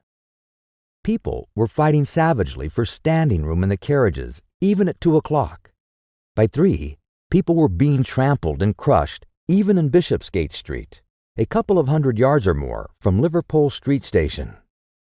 Revolvers were fired, people stabbed, and the policemen who had been sent to direct the traffic, exhausted and infuriated, were breaking the heads of the people they were called out to protect. And as the day advanced, and the engine drivers and stokers refused to return to London, the pressure of the flight drove the people in an ever-thickening multitude away from the stations and along the northward running roads. By midday, a Martian had been seen at Barnes, and a cloud of slowly sinking black vapor drove along the Thames and across the flats of Lambeth, cutting off all escape over the bridges in its sluggish advance. Another bank drove over Ailing and surrounded a little island of survivors on Castle Hill, alive but unable to escape. After a fruitless struggle to get aboard a northwestern train at Chalk Farm, the engines of the trains that had been loaded in the goods yards there plowed through shrieking people, and a dozen stalwart men fought to keep the crowd from crushing the driver against his furnace. My brother emerged upon the Chalk Farm road, dodged across through a hurrying swarm of vehicles, and had the luck to be foremost in the sack of a cycle shop. The front tire of the machine he got was punctured in dragging it through the window, but he got up and off notwithstanding, with no further injury than a cut wrist. The steep foot of Haverstock Hill was impassable, owing to several overturned horses, and my brother struck into Belsize Road. So he got out of the fury of the panic, and skirting the Edgware Road, reached Edgware about 7, fasting and wearied, but well ahead of the crowd. Along the road, people were standing in the roadway, curious, wondering. He was passed by a number of cyclists, some horsemen, and 2 motor cars. A mile from Edgware, the rim of the wheel broke, and the machine became unrideable. He left it by the roadside and trudged through the village. There were shops half opened in the main street of the place, and people crowded on the pavement and in the doorways and windows, staring astonished at this extraordinary procession of fugitives that was beginning. He succeeded in getting some food at an inn. For a time, He remained in Edgware, not knowing what next to do. The flying people increased in number. Many of them, like my brother, seemed inclined to loiter in the place. There was no fresh news of the invaders from Mars. At that time, the road was crowded, but as yet far from congested. Most of the fugitives at that hour were mounted on cycles, but there were soon motor cars, hansom cabs, and carriages hurrying along, and the dust hung in heavy clouds along the road to St. Albans. It was perhaps a vague idea of making his way to Chelmsford, where some friends of his lived, that at last induced my brother to strike into a quiet lane running eastward. Presently he came upon a stile, and crossing it, followed a footpath northeastward. He passed near several farmhouses and some little places whose names he did not learn. He saw few fugitives until, in a grass lane towards High Barnet, he happened upon two ladies who became his fellow travelers. He came upon them just in time to save them. He heard their screams, and hurrying round the corner, saw a couple of men struggling to drag them out of the little pony chaise in which they had been driving, while a third, with difficulty, held the frightened pony's head. One of the ladies, a short woman dressed in white, was simply screaming. The other, a dark, slender figure, slashed at the man who gripped her arm with a whip she held in her disengaged hand. My brother immediately grasped the situation, shouted, and hurried towards the struggle. One of the men desisted and turned towards him, and my brother, realizing from his antagonist's face that a fight was unavoidable, and being an expert boxer, went into him forthwith and sent him down against the wheel of the chaise. It was no time for pugilistic chivalry, and my brother laid him quiet with a kick, and gripped the collar of the man who pulled at the slender lady's arm. He heard the clatter of the hoofs, the whip stung across his face, a third antagonist struck him between the eyes, and the man he held wrenched himself free and made off down the lane in the direction from which he had come. Partly stunned, he found himself facing the man who had held the horse's head, and became aware of the chaise receding from him down the lane, swaying from side to side, and with the woman in it looking back. The man before him, a burly rough, tried to close, and he stopped him with a blow in the face. Then, realizing that he was deserted, he dodged round and made off down the lane after the chaise, with the sturdy man close behind him, and the fugitive, who had turned now, following remotely. Suddenly he stumbled and fell. His immediate pursuer went headlong, and he rose to his feet to find himself with a couple of antagonists again. He would have had little chance against them, had not the slender lady very pluckily pulled up and returned to his help. It seems she had a revolver all this time, but it had been under the seat when she and her companion were attacked. She fired at 6 yards' distance, narrowly missing my brother. The less courageous of the robbers made off, and his companion followed him, cursing his cowardice. They both stopped in sight down the lane, where the third man lay insensible. "Take this," said the slender lady, and she gave my brother her revolver. "Go back to the chaise," said my brother, wiping the blood from his split lip. She turned without a word. They were both panting, and they went back to where the lady in white struggled to hold back the frightened pony. The robbers had evidently had enough of it. When my brother looked again, they were retreating. "I'll sit here," said my brother, "if I may," and he got upon the empty front seat. The lady looked over her shoulder. "Give me the reins," she said, and laid the whip along the pony's side. In another moment, a bend in the road hid the three men from my brother's eyes. So quite unexpectedly, my brother found himself panting, with a cut mouth, a bruised jaw, and blood-stained knuckles, driving along an unknown lane with these two women. He learned that they were the wife and younger sister of a surgeon living at Stanmore, who had come in the small hours from a dangerous case at Pinner, and heard at some railway station on his way of the Martian advance. He had hurried home, roused the women, their servant had left them 2 days before, packed some provisions, put his revolver under the seat, luckily for my brother, and told them to drive on to Edgware with the idea of getting a train there. He stopped behind to tell the neighbors. He would overtake them, he said, at about 4:30 in the morning, and now it was nearly 9, and they had seen nothing of him. They would not stop in Edgware because of the growing traffic through the place, and so they had come into this side lane. That was the story they told my brother in fragments when presently they stopped again, near to New Barnet. He promised to stay with them, at least until they could determine what to do, or until the missing man arrived, and professed to be an expert shot with the revolver, a weapon strange to him, in order to give them confidence. They made a sort of encampment by the wayside, and the pony became happy in the hedge. He told them of his own escape out of London, and all that he knew of these Martians and their ways. The sun crept higher in the sky, and after a time their talk died out, and gave place to an easy state of anticipation.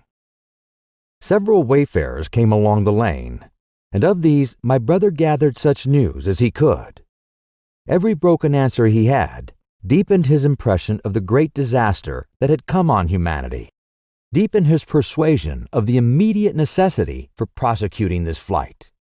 He urged the matter upon them. "We have money," said the slender woman, and hesitated. Her eyes met my brother's, and her hesitation ended. "So have I," said my brother. She explained that they had as much as £30 in gold, besides a £5 note, and suggested that with that they might get upon a train at St. Albans or New Barnet. My brother thought that was hopeless, seeing the fury of the Londoners to crowd upon the trains, and broached his own idea of striking across Essex towards Harwich, and thence escaping from the country altogether. Mrs. Elphinstone, that was the name of the woman in white, would listen to no reasoning, and kept calling upon George, but her sister-in-law was astonishingly quiet and deliberate, and at last agreed to my brother's suggestion.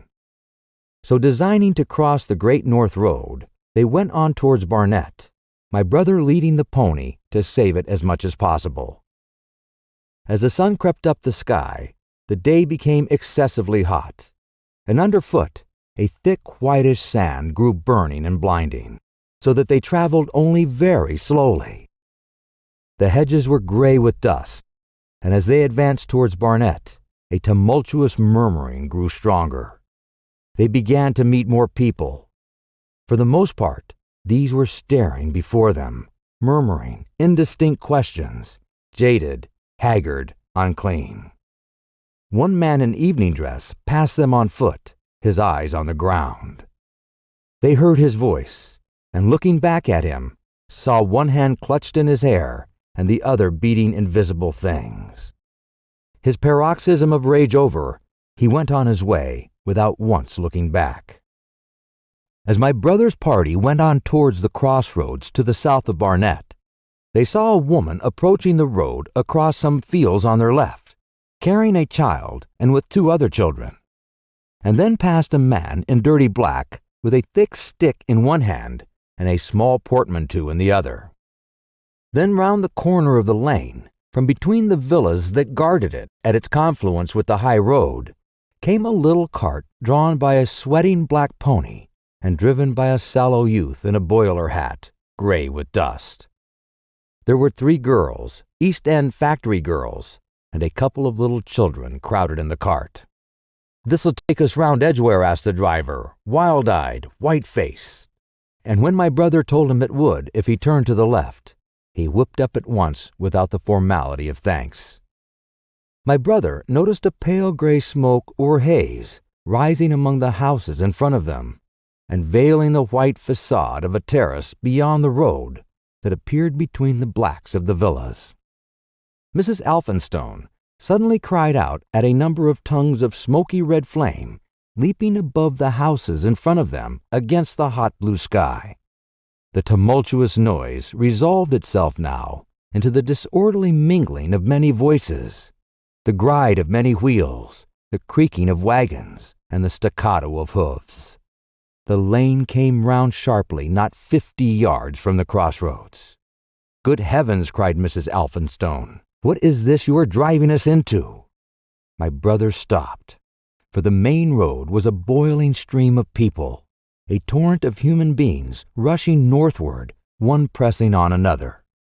A great bank of dust, white and luminous in the blaze of the sun, made everything within 20 feet of the ground gray and indistinct, and was perpetually renewed by the hurrying feet of a dense crowd of horses and of men and women on foot, and by the wheels of vehicles of every description. "Way," my brother heard voices crying, "make way!" It was like riding into the smoke of a fire to approach the meeting point of the lane and road. The crowd roared like fire, and the dust was hot and pungent. And indeed, a little way up the road, a villa was burning and sending rolling masses of black smoke across the road to add to the confusion. 2 men came past them, then a dirty woman carrying a heavy bundle and weeping. A lost retriever dog with hanging tongue circled dubiously around them, scared and wretched, and fled at my brother's threat. So much as they could see of the road Londonward, between the houses to the right was a tumultuous stream of dirty, hurrying people pent in between the villas on either side. The black heads, the crowded forms, grew into distinctness as they rushed towards the corner, hurried past, and merged their individuality again in a receding multitude that was swallowed up at last in a cloud of dust. Go on," cried the voices. "Way, way!" One man's hand pressed on the back of another. My brother stood at the pony's head. Irresistibly attracted, he advanced slowly, pace by pace, down the lane. Edgware had been a scene of confusion, Chalk Farm a riotous tumult, but this was a whole population in movement. It is hard to imagine the host. It had no character of its own. The figures poured out past the corner and receded with their backs to the group in the lane. Along the margin came those who were on foot, threatened by the wheels, stumbling in the ditches, blundering into one another. The carts and carriages crowded close upon one another, making little way for those swifter and more impatient vehicles that darted forward every now and then, when an opportunity showed itself of doing so, sending the people scattering against the fences and gates of the villas. "Pass on," was the cry. "Pass on, they are coming." In one cart stood a blind man in the uniform of the Salvation Army, gesticulating with his crooked fingers and bawling, "Eternity, eternity." His voice was hoarse and very loud, so that my brother could hear him long after he was lost to sight in the dust. Some of the people who crowded in the carts whipped stupidly at their horses and quarreled with other drivers. Some sat motionless, staring at nothing with miserable eyes. Some gnawed their hands with thirst, or lay prostrate in the bottoms of their conveyances. The horses' bits were covered with foam, their eyes bloodshot. There were cabs, carriages, shop cars, wagons beyond counting. A mail cart, a road cleaner's cart marked Vestry of St. Pancras, a huge timber wagon crowded with roughs. A brewer's draw rambled by with its 2 near wheels splashed with fresh blood. "Clear the way," cried the voices, "clear the way." "Eternity, eternity," came echoing down the road. There were sad, haggard women tramping by, well dressed, with children that cried and stumbled, their dainty clothes smothered in dust, their weary faces smeared with tears. With many of these came men, sometimes helpful, sometimes lowering and savage. Fighting side by side with them pushed some weary street outcast in faded black rags, wide-eyed, loud-voiced, and foul-mouthed. There were sturdy workmen thrusting their way along, wretched, unkempt men, clothed like clerks or shopmen, struggling spasmodically. A wounded soldier my brother noticed, men dressed in the clothes of railway porters, one wretched creature in a nightshirt with a coat thrown over it. But varied as its composition was, certain things all that host had in common. There were fear and pain on their faces, and fear behind them. A tumult up the road, a quarrel for a place in a wagon, sent the whole host of them quickening their pace. Even a man so scared and broken that his knees bent under him was galvanized for a moment into renewed activity. The heat and dust had already been at work upon this multitude. Their skins were dry, their lips black and cracked. They were all thirsty, weary, and footsore. And amid the various cries, one heard disputes, reproaches, groans of weariness and fatigue. The voices of most of them were hoarse and weak. Through it all ran a refrain, "Way, way, the Martians are coming." Few stopped and came aside from that flood. The lane opened slantingly into the main road with a narrow opening, and had a delusive appearance of coming from the direction of London. Yet a kind of eddy of people drove into its mouth, weaklings elbowed out of the stream, who for the most part rested but a moment before plunging into it again. A little way down the lane, with two friends bending over him, lay a man with a bare leg, wrapped about with bloody rags. He was a lucky man to have friends. A little old man with a gray military mustache and a filthy black frock coat limped out and sat down beside the trap, removed his boot, his sock was blood-stained, shook out a pebble, and hobbled on again. And then a little girl of 8 or 9, all alone, threw herself under the hedge close by my brother, weeping, "I can't go on, I can't go on." My brother woke from his torpor of astonishment and lifted her up, speaking gently to her, and carried her to Miss Elphinstone. So soon as my brother touched her, she became quite still, as if frightened. "Ellen!" shrieked a woman in the crowd, with tears in her voice, "Ellen!" And the child suddenly darted away from my brother, crying, "Mother!" "They are coming," said a man on horseback, riding past along the lane. "Out of the way there!" bawled a coachman, towering high. And my brother saw a closed carriage turning into the lane. The people crushed back on one another to avoid the horse.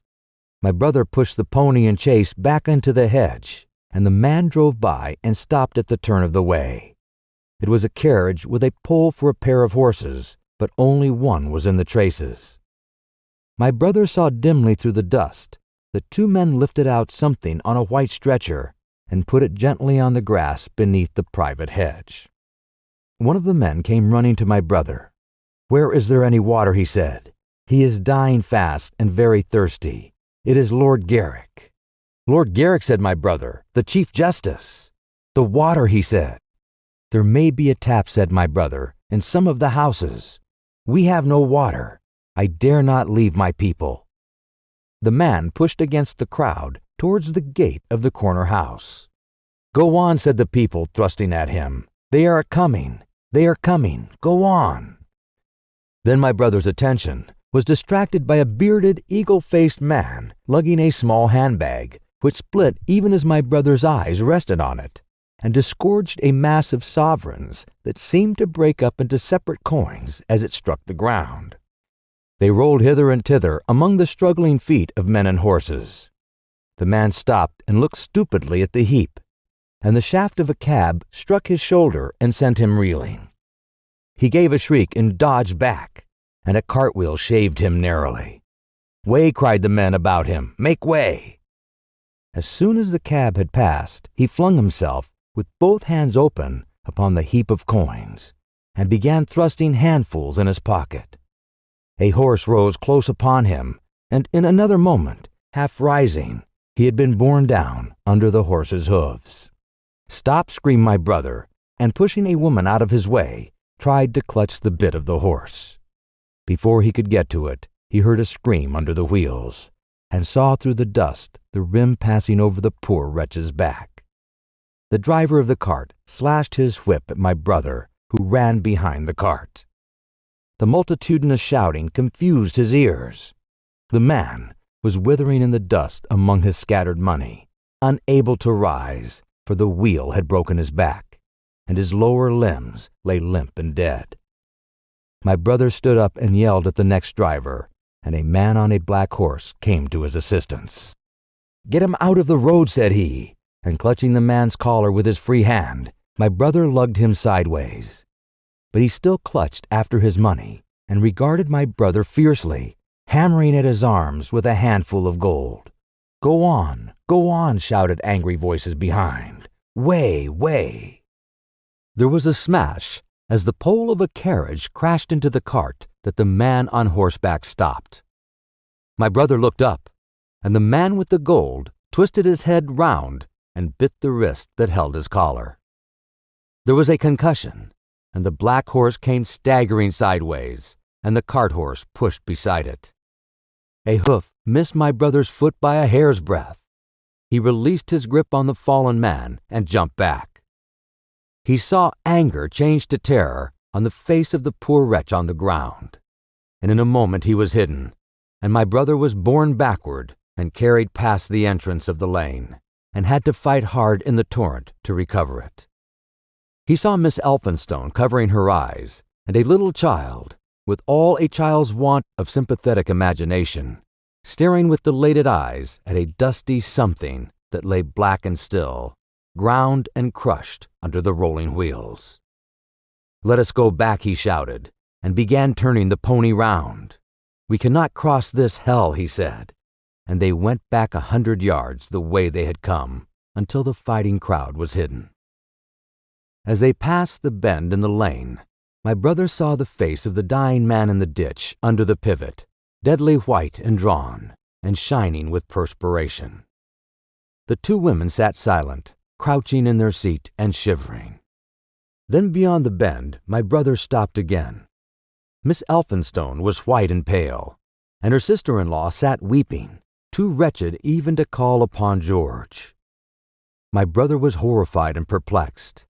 So soon as they retreated, he realized how urgent and unavoidable it was to attempt this crossing. He turned to Miss Elphinstone, suddenly resolute. "We must go that way," he said, and led the pony round again.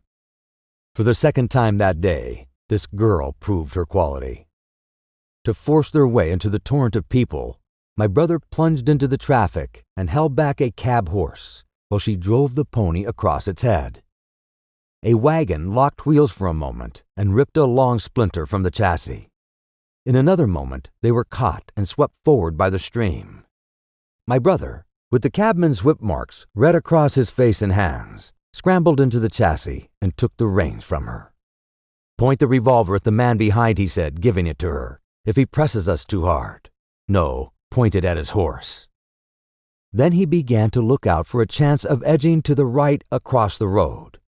But once in the stream, he seemed to lose volition, to become a part of that dusty route. They swept through Clipping Barnet with the torrent. They were nearly a mile behind the center of the town before they had fought across to the opposite side of the way. It was din and confusion indescribable. But in and beyond the town, the road forks repeatedly, and this, to some extent, relieved the stress. They struck eastward through Hadley, and there on either side of the road, at another place farther on, they came upon a great multitude of people drinking at the stream, some fighting to come at the water. And further on, from a lull near East Barnet, they saw two trains running slowly, one after the other, without signal or order. Trains swarming with people, with men even among the coals behind the engines, going northward along the Great Northern Railway. My brother supposes they must have filled outside London, for at that time the furious terror of the people had rendered the central termini impossible. Near this place they halted for the rest of the afternoon, for the violence of the day had already utterly exhausted all three of them. They began to suffer the beginnings of hunger. The night was cold, and none of them dared to sleep.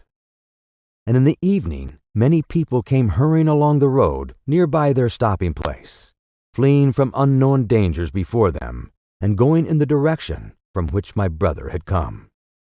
The end of Part 5.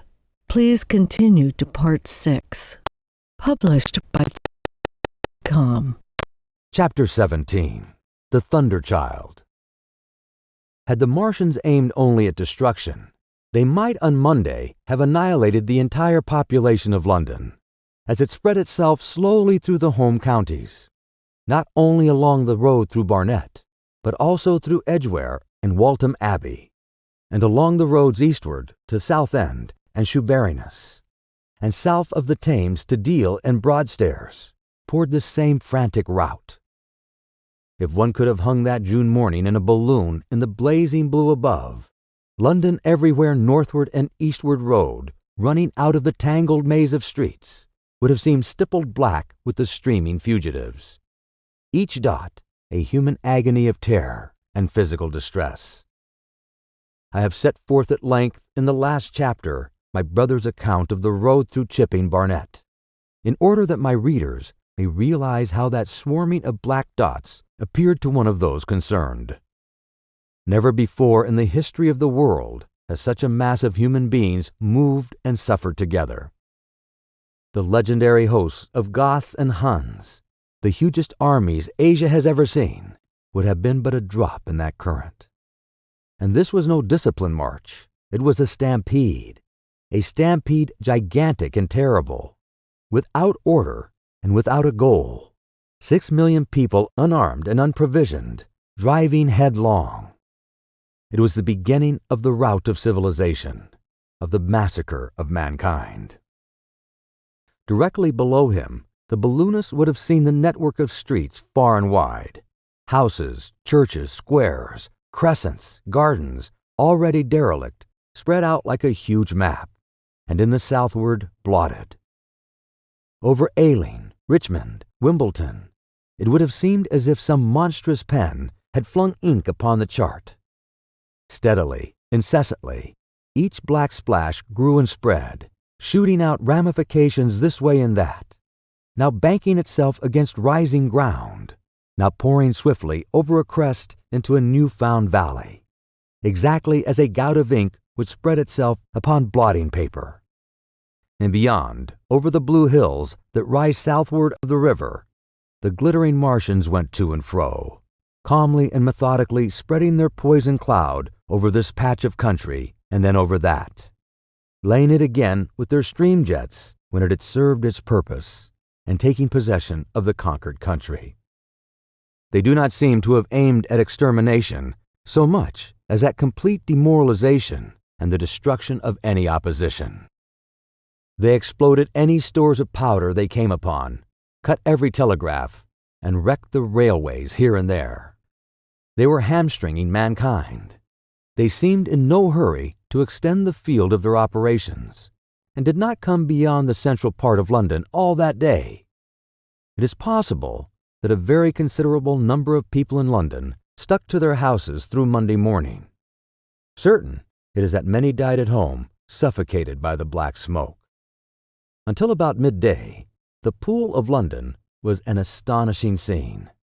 Steamboats and shipping of all sorts lay there, tempted by the enormous sums of money offered by fugitives. And it is said that many who swam out to these vessels were thrust off with boat hooks and drowned. About 1 o'clock in the afternoon, the thinning remnant of a cloud of the black vapor appeared between the arches of Blackfriars Bridge.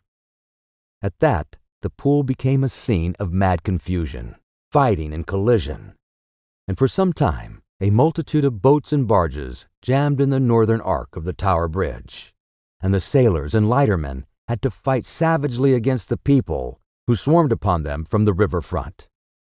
People were actually clambering down the piers of the bridge from above. When an hour later a Martian appeared beyond the clock tower and waded down the river, nothing but wreckage floated above Limehouse. Of the falling of the 5th cylinder I have presently to tell. The 6th star fell at Wimbledon. My brother, keeping watch beside the woman in the chase in a meadow, saw the green flash of it far beyond the hills. On Tuesday, the little party, still set upon getting across the sea, made its way through the swarming country towards Colchester. The news that the Martians were now in possession of the whole of London was confirmed. They had been seen at Highgate, and even, it was said, at Naysden. But they did not come into my brother's view until the morrow. That day, the scattered multitudes began to realize the urgent need of provisions. As they grew hungry, the rights of property ceased to be regarded. Farmers were out to defend their cattle sheds, granaries, and ripening root crops with arms in their hands. A number of people now, like my brother, had their faces eastward, and there were some desperate souls even going back towards London to get food. These were chiefly people from the northern suburbs, whose knowledge of the Black Smoke came by hearsay. He heard that about half the members of the government had gathered at Birmingham, and that enormous quantities of high explosives were being prepared to be used in automatic mines across the Midland counties. He was told that the Midland Railroad Company had replaced the desertions of the first day's panic, had resumed traffic, and was running northward trains from St. Albans to relieve the congestion of the home counties.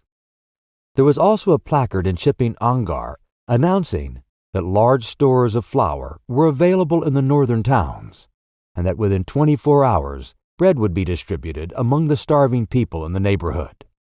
But this intelligence did not deter him from the plan of escape he had formed, and the three pressed eastward all day, and heard no more of the bread distribution than this promise. Nor, as a matter of fact, did anyone else hear more of it. The night fell, the seventh star, falling upon Primrose Hill. It fell while Miss Elphinstone was watching, for she took that duty alternately with my brother. She saw it. On Wednesday, the three fugitives, they had passed the night in a field of unripe wheat, reached Chelmsford, and there was a body of the inhabitants, calling itself the Committee of Public Supply, seized the pony as provisions, and would give nothing in exchange for it but the promise of a share in it the next day. Here there were rumors of Martians at Epping, and the news of the destruction of Waltham Abbey powder mills in a vain attempt to blow up one of the invaders. People were watching for Martians here from the church towers.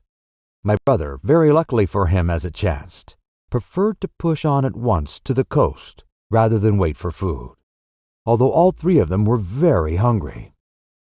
By midday they passed through Tillingham, which, strangely enough, seemed to be quite silent and deserted, save for a few furtive plunderers hunting for food.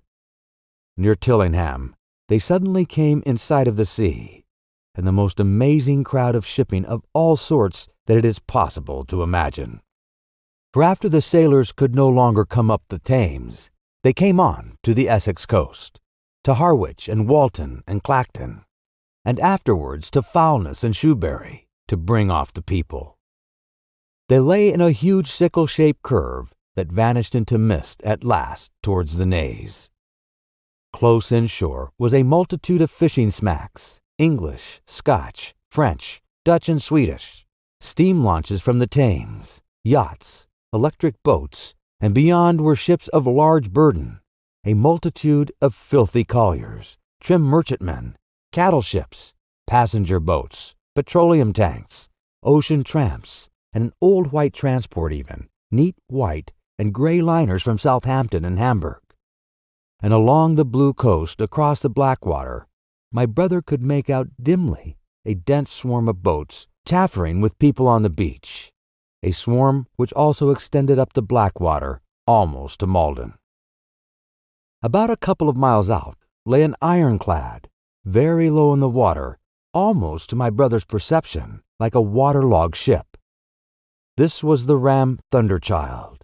It was the only warship in sight, but far away to the right, over the smooth surface of the sea, for that day there was a dead calm, lay a serpent of black smoke to mark the next ironclads of the Channel Fleet, which hovered in an extended line, steam up and ready for action across the Thames estuary during the course of the Margin conquest, vigilant and yet powerless to prevent it.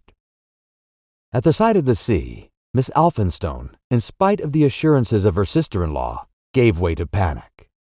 She had never been out of England before. She would rather die than trust herself friendless in a foreign country, and so forth.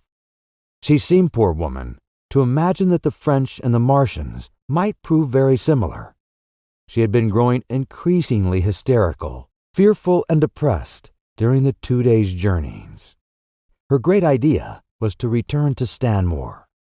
Things had always been well and safe at Stanmore. They would find George at Stanmore. It was with the greatest difficulty they could get her down to the beach, where presently my brother succeeded in attracting the attention of some men on a paddle steamer from the Thames. They sent a boat and drove a bargain for £36 for the three. The steamer was going, these men said, to Ostend. It was about 2 o'clock when my brother, having paid their fares at the gangway, found himself safely aboard the steamboat with his charges. There was food aboard, albeit at exorbitant prices, and the three of them contrived to eat a meal on one of the seats forward. There were already a couple of score of passengers aboard, some of whom had expended their last money in securing a passage.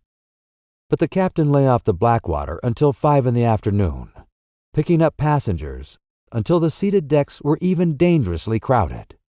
He would probably have remained longer had it not been for the sound of guns that began about that hour in the south. As if in answer, the ironclad seaward fired a small gun and hoisted a string of flags. A jet of smoke sprang out of her funnels. Some of the passengers were of the opinion that this fire came from Shoeburyness, until it was noticed that it was growing louder. At the same time, far away in the southeast, the masts and upper works of 3 ironclads rose one after the other out of the sea, beneath clouds of black smoke. But my brother's attention speedily reverted to the distant firing in the south. He fancied he saw a column of smoke rising out of the distant gray haze. The little steamer was already flapping her way eastward of the big crescent of shipping, and the low Essex coast was growing blue and hazy, when a Martian appeared, small and faint in the remote distance, advancing along the muddy coast from the direction of Foulness. At that, the captain on the bridge swore at the top of his voice with fear and anger at his own delay, and the paddles seemed infected with his terror. Every soul aboard stood at the bulwarks or on the seats of the steamer and stared at that distant shape, higher than the trees or church towers inland, and advancing with a leisurely parody of a human stride. It was the first Martian my brother had seen, and he stood more amazed than terrified, watching this Titan advancing deliberately towards the shipping, wading farther and farther into the water as the coast fell away. Then far away beyond the crouch came another, striding over some stunted trees, and then yet another, still farther off, wading deeply through a shiny mudflat that seemed to hang halfway up between sea and sky. They were all stalking seaward, as if to intercept the escape of the multitudinous vessels that were crowded between Foulness and the Naze. In spite of the throbbing exertions of the engines of the little paddle boat and the pouring foam that her wheels flung behind her, she receded with terrifying slowness from this ominous advance. Glancing northwestward, my brother saw the large crescent of shipping already withering with the approaching terror. One ship passing behind another coming round from the broadside to end on, steamships whistling and giving off volumes of steam, sails being let out, launches rushing hither and thither. He was so fascinated by this and by the creeping danger away to the left that he had no eyes for anything seaward. And then a swift movement of the steamboat.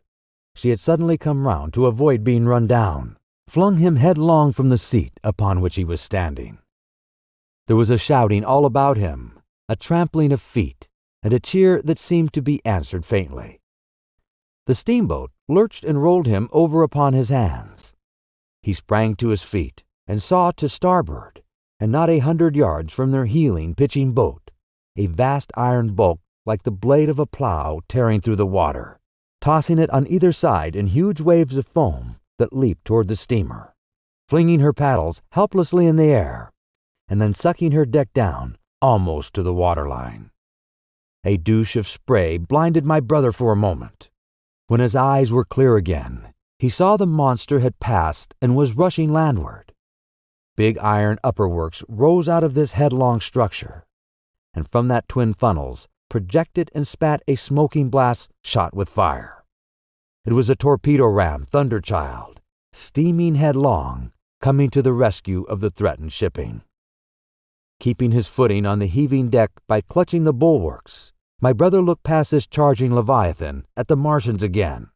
and he saw the three of them now close together and standing so far out to sea that their tripod supports were almost entirely submerged. Thus sunken and seen in remote perspective, they appeared far less formidable than the huge iron bulk in whose wake the steamer was pitching so helplessly. It would seem they were regarding this new antagonist with astonishment. To their intelligence, it may be, the giant was even such another as themselves. The Thunder Child fired no gun, but simply drove full speed towards them. It was probably her not firing that enabled her to get so near the enemy as she did. They did not know what to make of her. One shell, and they would have sent her to the bottom forthwith with the heat ray. She was steaming at such a pace that in a minute she seemed halfway between the steamboat and the Martians, a diminishing black bulk against the receding horizontal expanse of the Essex coast. Suddenly, the foremost Martian lowered his tube and discharged a canister of the black gas at the ironclad. It hit her larboard side and glanced off in an inky jet that rolled away to seaward, an unfolding torrent of black smoke from which the ironclad drove clear. To the watchers from the steamer, low in the water and with the sun in their eyes, it seemed as though she was already among the Martians. They saw the gaunt figures separating and rising out of the water as they retreated shoreward, and one of them raised the camera-like generator of the heat ray. He held it pointing obliquely downward, and a bank of steam sprang from the water at its touch. It must have driven through the iron of the ship's side like a white iron rod through paper. A flicker of flame went up through the rising steam, and then the Martian reeled and staggered. In another moment he was cut down, and a great body of water and steam shot high in the air. The guns of the Thunder Child sounded through the reek, going off one after the other, and one shot splashed the water high close by the steamer, ricocheted towards the other flying ships to the north, and smashed a smack to matchwood. But no one heeded that very much. At the sight of the Martian's collapse, the captain on the bridge yelled inarticulately, and all the crowding passengers on the steamer's stern shouted together. And then they yelled again. For surging out beyond the white tumult drove something long and black, the flames steaming from its middle parts, its ventilators and funnels spouting fire. She was still alive. The steering gear, it seems, was intact and her engines working. She headed straight for a second Martian and was within 100 yards of him when the heat ray came to bear. Then with a violent thud, a blinding flash, her decks, her funnels leaped upward. The Martian staggered with the violence of her explosion, and in another moment the flaming wreckage, still driving forward with the impetus of its pace, had struck him and crumpled him up like a thing of cardboard. My brother shouted involuntarily. A boiling tumult of steam hit everything again. "To!" yelled the captain. Everyone was shouting. The whole steamer from end to end rang with frantic cheering that was taken up first by one and then by all in the crowding multitude of ships and boats that was driving out to sea. The steam hung upon the water for many minutes, hiding the third Martian and the coast altogether. And all this time, the boat was paddling steadily out to sea and away from the fight. And when at last the confusion cleared, the drifting bank of black vapor intervened, and nothing of the Thunder Child could be made out, nor could the third Martian be seen. But the ironclads to seaward were now quite close and standing in towards shore past the steamboat. The little vessel continued to beat its way seaward, and the ironclads receded slowly towards the coast, which was hidden still by a marbled bank of vapor, part steam, part black gas, eddying and combining in the strangest way. The fleet of refugees was scattering to the northeast. Several smacks were sailing between the ironclads and the steamboat. After a time, and before they reached the sinking cloud bank, the warships turned northward, and then abruptly went about and passed into the thickening haze of evening southward. The coast grew faint, and at last indistinguishable amid the low banks of clouds that were gathering about the sinking sun. Then suddenly Out of the golden haze of the sunset came the vibration of guns and a form of black shadows moving. Everyone struggled to the rail of the steamer and peered into the blinding furnace of the west, but nothing was to be distinguished clearly. A massive smoke rose slanting and barred the face of the sun. The steamboat throbbed on its way through the interminable suspense. The sun sank into gray clouds. The sky flushed and darkened. The evening star trembled into sight. It was deep twilight when the captain cried out and pointed. My brother strained his eyes. Something rushed up into the sky out of the grayness, rushed slantingly upward, and very swiftly into the luminous clearness above the clouds in the western sky. Something flat and broad and very large, that swept round in a vast curve, grew smaller, sank slowly, and vanished again into the gray mystery of the night. And as it flew, it rained down darkness upon the land. The end of Part 6. Please continue to Part 7. Published by .com.